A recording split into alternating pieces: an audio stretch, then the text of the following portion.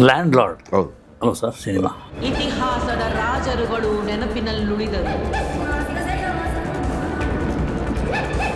Land lord Kannada cinema ಇತಿಹಾಸ ಒಂದು land mark ಆಗಬೇಕು ಅನ್ನೋದು ನನ್ನ ಒಂದು ಆಸೆ. ಕೋರ್ಟು ಕಚೇರಿ ಮತ್ತೊಂದು ಮಗದೊಂದು ಒಳ್ಳೊಳ್ಳೆ ಸ್ನೇಹಿತರನ್ನ ಕಳ್ಕೊಂಡೆ, ವಚನಭ್ರಷ್ಟನಾದೆ. ಇದೆಲ್ಲ ಪಾರ್ಟ್ ಆಫ್ ಲೈಫ್. ಅದು ಜೀವನದಲ್ಲಿ ನಮ್ಮನ್ನು ಸಜ್ಜು ಮಾಡೋದು, ನಮ್ಮನ್ನು ನಾವು ದೃಢವಾಗಿ ಇಟ್ಕೊಳ್ಳೋದಕ್ಕಾಗದ ವಿಚಾರಗಳು. ವಿಜಯ್ ಸರ್ ಎಲ್ಲ ಜೀವಿಸ್ಬಿಟ್ಟಿದ್ದಾರೆ ಪಾತ್ರದಲ್ಲಿ. ಕೊಡ್ಲಿ ರಾಚಯ್ಯ ಅಂತ ಹೇಳಿದ್ರೆ ಇನ್ನೊಬ್ಬರನ್ನ ನಾವು ಕಲ್ಪಿಸ್ಕೊಳ್ಳೋಕ್ಕೆ ಸಾಧ್ಯ ಇಲ್ಲ.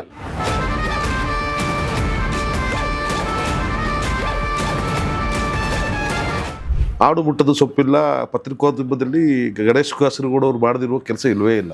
ನಿಜವಾದ ಬಿಯಾಂಡ್ ಲಿಮಿಟ್ಸ್ ನೀವು ಪತ್ರಿಕೋದ್ಯಮ. ಕೊಡ್ಲಿ ಲಿಂಗವ್ವ ನಾವು ಸರ್ಪ್ರೈಸ್ ಪ್ಯಾಕೇಜ್. ಅದು ನಾವು ನೋಡಿದಂತೂ ಗುಳಿಕೆನ್ನೆಯ ನಗುಮುಖದ ಎಲ್ಲರನ್ನು ನಗಿಸುವ ಡಿಂಪಲ್ ಕ್ವೀನ್ ಇವತ್ತು ಕೊಡ್ಲಿ ರಾಚಮ್ಮನಾಗಿ ಲಿಂಗವ್ವನಾಗಿ ನಿಂತ್ಕೊಂಡ್ಬಿಟ್ಟಿದ್ದಾರೆ.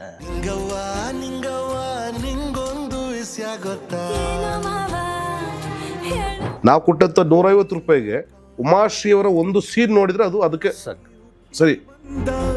ನನ್ನ ತಾಯಿ ರೂಪವೇ ಹೊತ್ತು ತಿರುಗೋ ರಥವೇ. ರಾಗ ಮುಗೀತು. ನನ್ನ ಸ್ನೇಹಿತರು ಪರಸಂಗ ಅನ್ನೋ ಸಿನಿಮಾದಲ್ಲಿ ನನ್ನ ಹೀರೋ ಮಾಡಿದ್ರು.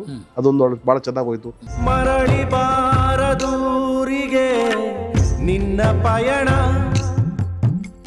8 ವರ್ಷ ರಾಗ ಚಿತ್ರ ನಿರ್ಮಾಣ ಮಾಡಿ ನಾನು ಕಲಾವಿದನಾದ್ಮೇಲೆ ಬಣ್ಣನೆ ಹಾಕದ ಮನೇಲೆ ಕೂತಿದ್ದೀನಿ.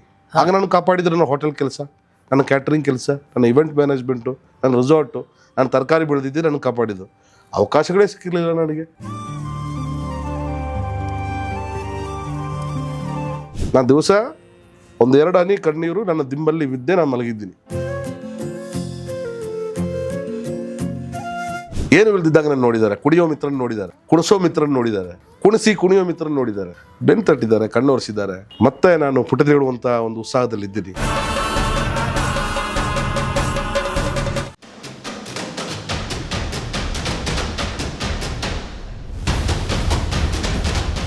ನಮಸ್ತೆ. Ganesh Kasaragod, beyond limits. ಇಲ್ಲಿ ನನ್ನ ಜೊತೆ ಕೂತ್ಕೊಂಡಿರೋರು ಕೂಡ ಬಿಯಾಂಡ್ ಲಿಮಿಟ್ಸ್. ಆಕಾಶವೇ, ಭೂಮಿಯೇ, ಸಾಗರವೇ, ಯಾವುದು ನೋಡಿದ್ರೆ ಅದೆಲ್ಲನೂ ಬಿಯಾಂಡ್ ಲಿಮಿಟ್ಸ್. ಇಲ್ಲಿ ಕೂತ್ಕೊಂಡಿರುವಂಥ ವ್ಯಕ್ತಿ ಕೂಡ ಬಿಯಾಂಡ್ ಲಿಮಿಟ್ಸೇ. ಅದಕ್ಕೆ ನಮ್ಮ ಸಂಸ್ಥೆಯ ಹೆಸರು ಎಲ್ಲ ದೊಡ್ಡ ದೊಡ್ಡ ಕ್ಯಾರೆಕ್ಟ್ರಿಗೆಲ್ಲ ಅನ್ವಯ ಆಗುತ್ತೆ ಅಂತೇಳಿ. ಮಿತ್ರ ಅಷ್ಟೇ, 2 ಅಕ್ಷರದ ಒಂದು ಬ್ರಹ್ಮಾಂಡ ಕಲಾವಿದ, ಬ್ರಹ್ಮಾಂಡವಾದ ಕಲಾವಿದ. ತಮಿಳಲ್ಲಿ ಹೇಳ್ತಾರೆ ಬ್ರಹ್ಮಾಂಡಮ್ ಅಂತ ಹೇಳ್ತಾರೆ. ಆ ಥರ ಮಿತ್ರ, ಸೀನು ಮಿತ್ರ ವೀರಭೂಮಿ ಅಂತೇಳಿ ಕರಿತೀವಿ. ನಮ್ಮ ಪರಿಚಯದ್ದು, ನಾವು ಸ್ನೇಹಿತರದ್ದು, ಇದೆಲ್ಲ ವೀರಭೂಮಿಯ ಕಡೆಯಿಂದ. ಅದು ಮಾತಾಡ್ತಾ ಆ ಜಾಗದಕ್ಕೂ ಬರ್ತೀವಿ. ಸೊ ಮಿತ್ರ ಅವರಿಗೆ ಸ್ವಾಗತ ನಮ್ಮ ಕಾರ್ಯಕ್ರಮ. ನಮಸ್ಕಾರ ಸರ್. ನಮಸ್ಕಾರ. ಎಸ್. ಗಣೇಶ್ ಕಾಸರಗೋಡು ಅವರು ಅಂತ ಹೇಳಿದ ತಕ್ಷಣ ನಮ್ಮ ಸಿನಿಮಾ ಇಂಡಸ್ಟ್ರಿಯವರಿಗೆ ಭಾಳ ದೊಡ್ಡ ಕೋಪಿಷ್ಟ, ನಿಷ್ಠೂರವಾದಿ, ಎಲ್ಲೂ ತಲೆ ತೆಗೆದವರು, ಸಾರಸಗಟ್ಟಾಗಿ ಎಲ್ಲರನ್ನ ವಿರೋಧ ಮಾಡುವಂಥವ್ರು ಅಂತ ಅವ್ರದ್ದು ಒಂದು ಮುಖ ಕೆಲವರಿಗೆ ಗೊತ್ತು. ಆದರೆ ಮುಖಸುತ್ತಿ ಹೇಳ್ತಾ ಇಲ್ಲ. ಆದರೆ ಮುಖಸುತ್ತಿ ಮಾತಾಡಿದ ಗೊತ್ತು ಇಲ್ಲ. ಒಂದು ಮಿಡಿಯುವ ಹೃದಯ ಇರುವಂಥ ಕಲಾವಿದರ ನೋವನ್ನು, ತಂತ್ರಜ್ಞರ ಸಮಸ್ಯೆಗಳನ್ನು ಅವರಿಗೆ ಕಂಡೋರಿಸುವಂಥ ಕೆಲಸವನ್ನು ಮಾಡುವಂಥ ಒಂದು ಹೆಂಗರಳಿರುವಂಥ ಗಣೇಶ್ ಕಾಸರಗೋಡು ಅವರು ನನಗೆ ಚೆನ್ನಾಗಿ ಗೊತ್ತು. ಒಬ್ಬ ಸುಸ್ತಾಗಿರುವಂಥ ನಿರ್ಮಾಪಕನಿಗೆ ಬೆನ್ನು ತಟ್ಟುವಂತಹ, ಕಲಾವಿದನಿಗೆ ಶಬಾಷ್ಗಿರಿ ಹೇಳುವಂಥ ಗಣೇಶ್ ಕಾಸರಗೋಡು ಅವರು ನಮ್ಗೆ ಗೊತ್ತು. ಆಡು ಮುಟ್ಟದ ಸೊಪ್ಪಿಲ್ಲ ಪತ್ರಿಕೋದ್ಯಮದಲ್ಲಿ ಗಣೇಶ್ ಕಾಸರಗೋಡು ಅವ್ರು ಮಾಡದಿರುವ ಕೆಲಸ ಇಲ್ವೇ ಇಲ್ಲ. ಎಲ್ಲ ಕಡೆ ಬಂದರೂ ಕೂಡ ಅದೇ ಚಾರ್ಬು, ಅದೇ ವರ್ಚಸ್ಸಲ್ಲಿ ತಾವು ತಮ್ಮ ಕೆಲಸವನ್ನು ಮುಂದುಕೊಂಡು ಹೋಗ್ತಾ ಇದ್ದೀರಿ.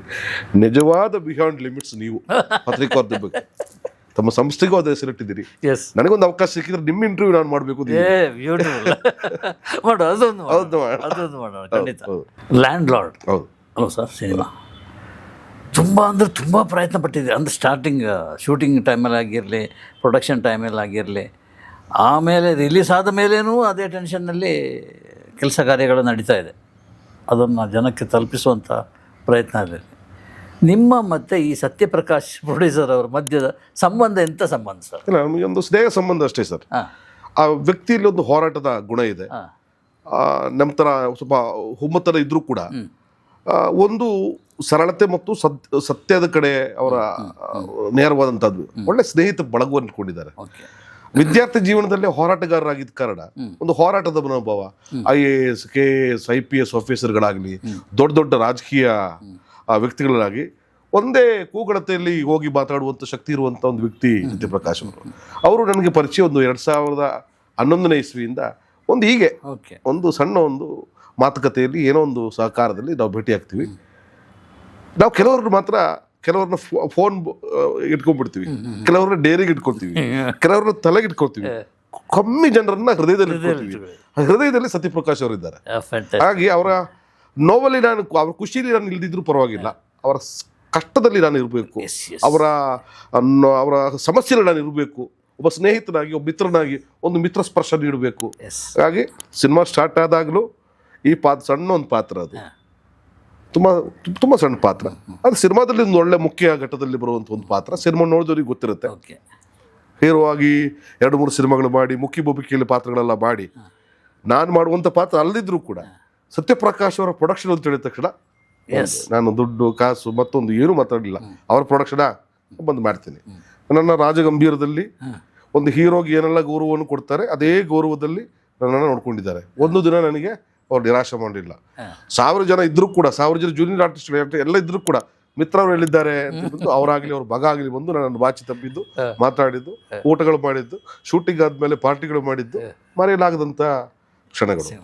ಆಗ ಅಷ್ಟೆಲ್ಲ ಖುಷಿ ಕೊಟ್ಟಂಥ ಒಂದು ವ್ಯಕ್ತಿ ಜೊತೆ ಅವ್ರ ಸಂತೋಷದಲ್ಲಿ ಅವರ ಕಷ್ಟಕಾಲ ಅಂತ ಹೇಳಲ್ಲ, ಒಳ್ಳೆ ಕಾಲ ಆರಂಭಕ್ಕೆ ಸ್ವಲ್ಪ ಏನೋ ದೇವ್ರು ಆಟ ಆಡಿಸ್ತಾರೆ. ಆ ಟೈಮಲ್ಲಿ ನಾವು ನಿಂತ್ಕೋಬೇಕಾಗಿ, ಸ್ನೇಹಿತರಾಗಿ ನಿಂತ್ಕೋಬೇಕಾಗತ್ತೆ. ಆಮೇಲೆ ಈ ತಂಡ ಲ್ಯಾಂಡ್ಲೋಡ್ ತಂಡ ಏನಿದೆ, ನಮ್ಮ ಡೈರೆಕ್ಟರ್ ಕ್ಯಾಪ್ಟನ್ ಔದೃಶಿ ಬಹಳ ಸರಳ ಜೀವಿ, ಬಹಳ ಸಮಾಜಮುಖಿ ಚಿಂತನೆ ಇರುವಂಥ ವ್ಯಕ್ತಿ, ಒಂದು ಹಳ್ಳಿ ಗಾರ್ಡನ್ ಬಂದಂಥ ಪ್ರತಿಭೆ, ಇನ್ನೂ ಕರಪ್ಟ್ ಆಗದೆ ಇರುವಂಥ, ಇನ್ನೂ ಪಲ್ಯೂಟ್ ಆಗದೆ ಇರುವಂಥ ಒಂದು ಒಳ್ಳೆ ಆತ್ಮ ಜಡೇಶ್ ಅವರು. ಅವ್ರ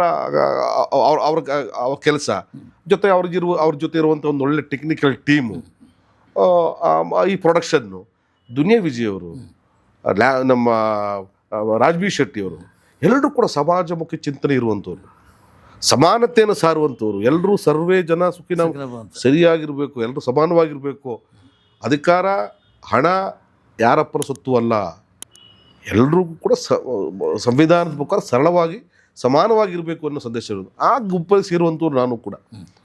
ಹಾಗಾಗಿ ನನಗೆ ಈ ಟೀಮ್ ಕನೆಕ್ಟ್ ಆಗಿತ್ತು. ಹಾಗಾಗಿ ಈ ಟೀಮ್ ಜೊತೆ ನಿಂತ್ಕೋಬೇಕು ಅಂತ ನನಗೆ ಅನ್ನಿಸ್ತು. ಹಾಗಾಗಿ ಅವ್ರ ಜೊತೆ ಹೋರಾಟದಲ್ಲಿ, ಅವರ ಸಂತೋಷದಲ್ಲಿ, ಅವರ ದುಃಖದಲ್ಲಿ ಎಲ್ಲವೂ ಕೂಡ ನಾನು ಭಾಗಿಯಾಗಬೇಕು ಅಂತ ನಾನು ಈ ತಂಡದ ಜೊತೆ ನಿಂತ್ಕೊಂಡಿದ್ದೀನಿ. ಈ ಸಿನಿಮಾ ಗೆಲ್ಲಬೇಕು. ಲ್ಯಾಂಡ್ಲೋಡ್ ಕನ್ನಡ ಸಿನಿಮಾ ಇತಿಹಾಸದ ಒಂದು ಲ್ಯಾಂಡ್ ಮಾರ್ಕ್ ಆಗಬೇಕು ಅನ್ನೋದು ನನ್ನ ಒಂದು ಆಸೆ. ಆಗ ನನಗೊಂದು ಖುಷಿ, ನಾನು ಈ ತಂಡದ ಜೊತೆ ಇದ್ದೆ, ಒಂದು ಅಳಿಲಿ ಸೇವೆ ನಂದು ಈ ತಂಡಕ್ಕಿದೆ ಅನ್ನೋದು. ಆಮೇಲೆ ಗೆದ್ದ ಮೇಲೆ ಸುಮಾರು ಜನ ಬರ್ತಾರೆ, ಗೆದ್ದೆತ್ತಿಗೆ ಬಾಲಡಿಯವರು ಸುಮಾರು ಜನ. ಆ ಗೆಲ್ಲುವ ಹೆತ್ತಿಗೆ ಸಹಾಯ ಮಾಡುವಂಥವ್ರು ಯಾರು ಇರೋದಿಲ್ಲ. ಇದು ಗೆಲ್ಲುವ ಹೆತ್ತು ಅಂತ ನಂಗೆ ಚೆನ್ನಾಗಿ ಗೊತ್ತಿದೆ. ದೊಡ್ಡ ಗೆಲುವನ್ನು ಸಾಧಿಸುವಂಥ ಒಂದು ಸಮಾನತೆ ಸಂದೇಶವನ್ನು ಸಾರುವಂಥ ಇತ್ತೀಚೆಗೆ ಬಂದಂಥ ಕಮರ್ಷಿಯಲ್ ಜಗತ್ತಲ್ಲಿ ಸಿನಿಮಾಗಳಲ್ಲಿ ಇದೊಂದು ಬೇರೆ ಥರದ ಸಿನಿಮಾ. ನಾನೊಬ್ಬ ಸಿನಿಮಾ ನೋಡುವವನಾಗಿ, ಸಿನಿಮಾ ಭಾಳಷ್ಟು ಇಷ್ಟಪಡುವವನಾಗಿ ಈ ಸಿನಿಮಾ ನನ್ನನ್ನು ಕಾಡಿದಂಥ ಸಿನಿಮಾ, ಒಂದು ಐ ಓಪನಿಂಗ್ ಸಿನಿಮಾ. ನಮ್ಮ ಕಾಲಘಟ್ಟದಲ್ಲಿ ಅಥವಾ 80s 70s ನಮ್ಮ ತಂದೆ ತಾಯಿ, ನಮ್ಮ ಅಜ್ಜ ಅಜ್ಜಿ ಎಷ್ಟು ಕಷ್ಟ ಬಿದ್ದಿರಬೇಕು. ಲ್ಯಾಂಡ್ ಲಾರ್ಡ್ಗಳ ಮಧ್ಯೆ, ಆಳುವವರ ಮಧ್ಯೆ ಉಳಿದದ್ದು ಹೆಂಗೆ ಇವರು, ಒಂದು ರೆಸ್ಪೆಕ್ಟ್, ಒಂದು ಸಲ ಹೋಗಿ ಅವ್ರ ಸಮಾಧಿಗೆ ಕೈ ಮುಗಿದು ಬರೋಣ ಅಂತ ಅನಿಸುವಂಥ ಸಿನಿಮಾ ನೋಡಿದ ಮೇಲೆ ಬೆಂಗಳೂರಲ್ಲಿ ಈಗ ಲ್ಯಾಂಡ್ ಲಾರ್ಡ್ ಆಗಿ 6 ಫ್ಲ್ಯಾಟ್ 3 ಫ್ಲ್ಯಾಟ್ ಇರುವಂಥವ್ರು ಒಂದ್ಸಲ ಊರಿಗೆ ಹೋಗ್ಬಿಟ್ಟು ಅವ್ರ ಅಜ್ಜಿ ಸಮಾಧಿಗೆ, ಅಜ್ಜನ ಸಮಾಧಿಗೆ ಒಂದು ನಮಸ್ಕಾರ ಹೊಡಿತಾರೆ. ಅದೇ ಈ ಸಿನಿಮಾದ ಗೆಲುವು. ಲ್ಯಾಂಡ್ ಲಾರ್ಡ್ನ ಗೆಲುವೇ ಇದು. ನಮ್ಮ ಆಶಯನೇ ಅದು. ಯಾವುದೋ ಜಾತಿಗೆ ಧರ್ಮಕ್ಕೆ ಸೀಮಿತ ಅಲ್ಲ. ನಿಮ್ಮ ಪೂರ್ವಜರು ಸಂವಿಧಾನ ಇಲ್ದಿದ್ರೆ ಏನಾಗ್ತಾ ಇದ್ರು? ಸಂವಿಧಾನ ಇವತ್ತು ಒಬ್ಬ ಸಾಧಾರಣ ವ್ಯಕ್ತಿಯನ್ನು ಕೂಡ ಅಸಾಧಾರಣ ವ್ಯಕ್ತಿಯನ್ನಾಗಿ ಮಾಡಿ ತೋರಿಸಿದೆ. ಅಧಿಕಾರ ಸಿಕ್ಕಿದ್ರು ನಿಮಗೆ. ಸಂವಿಧಾನನೇ ಇಲ್ದಿದ್ರೆ ಹೇಗಿತ್ತು ಅದನ್ನು? ಆ ಸಂವಿಧಾನ ಬಂದ ಮೇಲೆ ಏನೆಲ್ಲ ಆಯಿತು, ಹೆಂಗೆ ಅದನ್ನು ಒಪ್ಕೊಳ್ಳಿಲ್ಲ ಆಳೋ ವರ್ಗ ನಮ್ಮನ್ನು. ಮತ್ತೆ ಕ್ರಾಂತಿಗಳ ಮೂಲಕ ಸಂವಿಧಾನವನ್ನು ಹೇರಬೇಕಾಯಿತು. ಸಂವಿಧಾನ ಇದನ್ನು ಕೇಳುವಂಥ ರಾಚಯ್ಯ ಕೊಡ್ಲಿ ಹಿಡ್ಕೊಂಡು ನಿಂತ್ಕೋಬೇಕಾಗಿತ್ತು. ಅದೇ ನಮ್ಮ ಲ್ಯಾಂಡ್ ಲಾರ್ಡ್ನ ಕತೆ. ಹಾಗಾಗಿ ತುಂಬ ಜನರಿಗೆ ಅರ್ಥವಾಗುವಂಥ ಮನಸ್ಸಿಗೆ ನಾಟುವಂಥ ಕಥೆಯಾಗಿರುವ ಕಾರಣ, ನನಗೂ ಈ ರೀತಿಯ ವಿಚಾರಗಳು ಇಷ್ಟವಾಗಿರೋ ಕಾರಣ ಈ ತಂಡದ ಜೊತೆ ಗಟ್ಟಿಯಾಗಿ ನಿಂತ್ಕೊಂಡ್ಬಿಟ್ಟಿದ್ದೀನಿ. ನೀವು ಆ ಮುಂಗಾರು ಮಳೆ ಭಟ್ರ ಆತಂಕದ ಬಗ್ಗೆ ಮಾತಾಡಿದ್ರಿ. ಹೌದು ಹೌದು. ಸ್ವಲ್ಪ ವಿವರಿಸಿ ಹೇಳಿ, ಇದಕ್ಕೆ ಸ್ವಲ್ಪ ಇದಾಗುತ್ತೆ. ಆಗ ನಾವು ಮುಂಗಾರು ಮಳೆ ರಿಲೀಸ್ ಆಗಿತ್ತು. ಮುಂಗಾರು ಮಳೆ ರಿಲೀಸ್ ಮಧ್ಯದಲ್ಲಿ ಒಂದು ಗ್ಯಾಪ್ ಇತ್ತು. ಆಗ ಪರಮಪದ ಅಂತ ಹೇಳಿ ಒಂದು ಸೀರಿಯಲ್, ಸಿ.ಕೆ. ಚಂದ್ರು ಅವರ ಸೀರಿಯಲನ್ನು ಯೋಗರಾಜ್ ಭಟ್ರು ನಿರ್ದೇಶನ ಮಾಡ್ತಾ ಇದ್ರು. ಮುಂಗಾರು ಮಳೆ ಆಗಿತ್ತು, ಇನ್ನು ರಿಲೀಸ್ ಆಗಿರಲಿಲ್ಲ. ಗೊತ್ತಲ್ಲ ಕಷ್ಟ ಟೈಮು. ಆ ಟೈಮಲ್ಲಿ ಪರಮಪದ ಸೀರಿಯಲ್ಲು, ಆಗ ನೀನಾಸಂ ಸತೀಶ್ ಅವರು ಅದರಲ್ಲಿ ಪರಮಪದ ಸೀರಿಯಲಲ್ಲಿ ಮುಖ್ಯ ಭೂಮಿಕೆಯಲ್ಲಿ ಅಭಿನಯಿಸ್ತಾ ಇದ್ದಾರೆ. ನಾವಾಗ ಸಿಲಿಲಲ್ಲಿ ಪಾಪ ಬಂದು ಭಾಳ ಫೇಮಸ್. ಸಿಲಿಲಲ್ಲಿಯಲ್ಲಿ ನಾನು ಪಾತ್ರಧಾರಿ. ಪರಮಪದ ಹೋಗುವಂಥದ್ದು, ನಮ್ಮ ಸೆಟ್ ಮಾಡುವಂಥದ್ದು. ಸರ್ ಬಟ್ರೆ ಇವತ್ತು ಪಿಕ್ಚರ್ ನೋಡೋಕೆ ಹೋಗ್ತೀನಿ, ಹೋಗಲಿಕ್ಕೆ ಹೋದ್ರೆ ನಾನು ಕಾಮಾಖ್ಯ ಪಿಕ್ಚರ್ಗೆ ಹೋಗ್ತೀನಿ. ಕಾಮಾಖ್ಯಗೆ ಹೋಗ್ತೀನಿ. ಒಂದು 16 ಜನ 17 ಜನ ಇರ್ತಾರೆ ಆ ಕಾಮಾಖ್ಯದಲ್ಲಿ. ಫಿಲ್ಮ್ ಪಿಕ್ಚರ್ ಮುಗಿದ ತಕ್ಷಣ ಸಾರ್ದು ಫೋನ್ ಬರುತ್ತೆ ನನಗೆ ಭಟ್ರದ್ದು. ಹೇಗಿತ್ತು? ಹೇಗಿತ್ತು ನೀನು ಕರೆಕ್ಟಾಗಿ ಹೇಳ್ತೀಯ, ಕರೆಕ್ಟ್. ಸಖತ್ತಾಗಿ ತುಂಬ ಚೆನ್ನಾಗಿತ್ತು. ನನಗಂತೂ ದೊಡ್ಡ ದೃಶ್ಯ ಕಾವ್ಯ ನೋಡೋದಂಗೆ ಅನಿಸ್ತು. ದೊಡ್ಡೊಂದು ಜಲಪಾತದ ಮಧ್ಯದಲ್ಲಿ ಕೂತ್ಕೊಂಡು ಆ ಜಿನುಗೋ ಚಳಿಯಲ್ಲಿ ಒಳ್ಳೆ ನೋವಲ್ಲಿ ಓದ್ಕೊಂಬಂದಷ್ಟು ಖುಷಿ ಆಯಿತು. ಇದು ಒಂದು ವರ್ಗದ ಜನರಿಗೆ ಭಾಳ ಇಷ್ಟ ಆಗುತ್ತೆ. ಹಾಡುಗಳಂತೂ ಹಿಟ್ಟಾಗಿದೆ ಅಂತ ಹೇಳಿದ್ದೆ. ಅದು ನಮ್ಮ ಬಾಯಾರಿಕೆಯಿಂದ, ಅದು ಅವರೆಲ್ಲರ ಶ್ರಮದಿಂದ ಅದು ಚೆನ್ನಾಗಾಗಿತ್ತು. ಭಾಳ ಖುಷಿಪಟ್ಟರು ಅದನ್ನು. ಅದಾದಮೇಲೆ ಸಾವಿರ ಚಿತ್ರಗಳು ಅವ್ರ ಜೊತೆ ಮಾಡಿದೆ. ಮಿತ್ರ ಬೇಕು ನಮ್ಮ ಜೊತೆ ಮನಸಾರಿ ಮಾಡಿಸಿದ್ರು, ಪಂಚರಂಗಿ ಮಾಡಿಸಿದ್ರು. ಒಳ್ಳೊಳ್ಳೆ ಕ್ಯಾರೆಕ್ಟರ್ಗಳು. ನಿತ್ಯಾನಂದ ಸ್ವಾಮಿ ಹಿಡಿದು ಬಟ್ಟೆ ಬೇಡ, ಹುಚ್ಚರ ಪಾತ್ರ ಎಲ್ಲ ಕೂಡ ನನ್ನ ಕೈಲಿ ಮಾಡಿಸಿದ್ರು. ಆ ಸಾಲಿಗೆ ಇದು ಕೂಡ ಸೇರುತ್ತೆ. ನನಗೊಂದು ಖುಷಿ ಅಂದರೆ, ಒಬ್ಬ ಹೀರೋ ಅಥವಾ ಒಬ್ಬ ನಿರ್ದೇಶಕ ಅಥವಾ ಒಂದು ಹೀರೋಯಿನ್ನು ಅಥವಾ ಒಂದು ಖಳನಾಯಕ, ಸಿನಿಮಾ ಮುಗೀತು, ಸ್ವಲ್ಪ ಒಂದು ವಾರ ಪ್ರಚಾರ ಮಾಡಿದ್ವಿ, ಸಿನಿಮಾ ರಿಲೀಸ್ ಆದಮೇಲೆ ಪ್ರೊಡ್ಯೂಸರ್ ಹಣೆ ಬರಹ ಅಂತ ಹೋಗುವಂಥ ಕಾಲ ಇದು. ಅಂಥದ್ರಲ್ಲಿ ಇಡೀ ತಂಡ, ವಿಶೇಷವಾಗಿ ದುನಿಯಾ ವಿಜಯ್ ಅವರು ನಿಂತ್ಕೊಂಡಂಥ ರೀತಿ, ಒಬ್ಬ ನಿರ್ಮಾಪಕನಿಗೆ ಬೆನ್ನೆಲುಬಾಗಿ ನಿಂತಹ ರೀತಿ, ಸಂವಿಧಾನ ಮತ್ತು ಸಮಾನತೆ ಎಲ್ರಿಗೂ ಸಲ್ಲಬೇಕು ಅಂತ ಅವರು ತಂಡ ಕಟ್ಟಿ ಓಡಾಡಿದಂಥ ರೀತಿ, ರಾಜ್ ಬಿ ಶೆಟ್ಟಿ ಅವರು, ಜಡೇಶ್ ಅವರು, ರಚಿತಾ ಅವರು ಅಷ್ಟು ಬ್ಯುಸಿ ಇದ್ರು ಕೂಡ ಹುಬ್ಳಿ ಇವೆಂಟ್ಗೆ ಕೂಡ ಅವ್ರು ಬಂದರು ನಿಂತ್ಕೊಂಡ್ರು. ರೇಡಿಯೋ ಸೂಪರ್ ಸ್ಟಾರ್, ಹೌದು, ನಾನು ರೇಡಿಯೋ ಸೂಪರ್ ಸ್ಟಾರ್ ಸಿನಿಮಾದಲ್ಲಿ ಮಾತ್ರ ಅಲ್ಲ, ನಾನು ನಿರ್ಮಾಪಕರಿಗೂ ಕೂಡ ಸೂಪರ್ ಸ್ಟಾರ್ ಆಗಿ ನಿಂತ್ಕೋಬೇಕು ಅಂತ ಅವ್ರು ಬಂದು ನಿಂತ್ಕೊಂಡ್ರು. ಇಡೀ ತಂಡ, ಇಡೀ ಟೀಮು ಒಂದು ಸಿನಿಮಾ ಮಾಡುವಾಗ ಏನು ಉತ್ಸಾಹ ಇತ್ತು, ಸಿನಿಮಾ ರಿಲೀಸ್ ಆದಮೇಲೂ ಕೂಡ ಅದೇ ಉತ್ಸಾಹದಲ್ಲಿ ರೀಚ್ ಆಗ್ತಾ ಇದೆ. ಇವತ್ತು ನೋಡಿ, ನನಗೆ ಅನಿಸುತ್ತೆ ಬಹುಶಃ ಫೇಸ್ಬುಕ್, ಇನ್ಸ್ಟಾಗ್ರಾಮ್ ಏನು ತಗೊಂಡ್ರು ಕೂಡ ದೊಡ್ಡ ದೊಡ್ಡ ಲೇಖನಗಳು, ದೊಡ್ಡ ದೊಡ್ಡ ಆರ್ಟಿಕಲ್ಗಳು ಲ್ಯಾಂಡ್ ಲಾರ್ಡ್ ಮೇಲೆ ಬರ್ತಾ ಇದೆ. ಸದ್ಯದ ಮಟ್ಟಕ್ಕೆ ನಾನು ಲೆಕ್ಕ ಹಾಕೋದಾದ್ರೆ ಒಂದು 6-7 ವರ್ಷದ ಹಿಂದೆ ಲೆಕ್ಕ ಹಾಕಿದ್ರೆ ಯಾವ ಸಿನಿಮಾಗೂ ಇಷ್ಟೊಂದು ವಿಮರ್ಶೆ, ಇಷ್ಟೊಂದು ಚರ್ಚೆ ಆಗಲಿಲ್ಲ. ಅದಾಗಲಿಲ್ಲ. ಇದಾಗಬೇಕಾಗಿದೆ, ಇನ್ನೂ ಆಗಬೇಕಾಗಿದೆ. ಇದೊಂದು ಕ್ರಾಂತಿ ಆಗಬೇಕಾಗಿದೆ, ಇದೊಂದು ಅಕ್ಷರ ಕ್ರಾಂತಿ ಆಗಬೇಕಾಗಿದೆ, ಇದು ಸಂವಿಧಾನದ ಕ್ರಾಂತಿ ಆಗಬೇಕಾಗಿದೆ, ಒಂದು ಸಮಾನತೆ ಕ್ರಾಂತಿ ಆಗಬೇಕಾಗಿದೆ. ಎಲ್ಲ ಕ್ರಾಂತಿಯ ನಮ್ಮ ಲ್ಯಾಂಡ್ ಲಾರ್ಡ್ ನಮಗೆ ಅನ್ನ ಹಾಕಿದಂಥವ್ರು, ಎಲ್ಲೋ ನಿರಾಶೆ ಮಾಡಿದಂಥ ಖುಷಿಗಳು ಬೆನ್ನು ತಟ್ಟಿದಂಥವ್ರು, ಸಾವಿರಾರು ಕಲಾವಿದರಿಗೆ ಅನ್ನದಾತರು, ಸತ್ಯಪ್ರಕಾಶ್ ಅವರು, ಹೇಮಂತ್ ಗೌಡರು, ಅವ್ರಿಗೆ ಒಳ್ಳೇದಾಗಬೇಕು. ಆಗ ನಾವು ಡಿಮಾಂಡ್ ಮಾಡ್ಬೋದು, ಇನ್ನೊಂದು ಲ್ಯಾಂಡ್ ಲಾರ್ಡ್ ಮಾಡಿ, ಪಾರ್ಟ್ 2 ಮಾಡಿ ಅಂತ ನಾವು ಡಿಮಾಂಡ್ ಮಾಡ್ಬೋದು ಮತ್ತು ಕಲಾವಿದರು ಅಂತಷ್ಟೇ. ಈ ಆಡು ಮುಟ್ಟದ ಸೊಪ್ಪಿಲ್ಲ, ಮಿತ್ರ ಕೈ ಹಾಕದ ಕ್ಷೇತ್ರವಿಲ್ಲ ಅಂತೇಳಿ ನಾನು ತಿಳ್ಕೊಂಡಿದ್ದಲ್ಲ. ನನಗೆ ಗೊತ್ತು ಯಾವುದೋ ಒಂದು ರೆಸಾರ್ಟು, ಇನ್ನು ಯಾವುದೋ ಒಂದು ಈವೆಂಟ್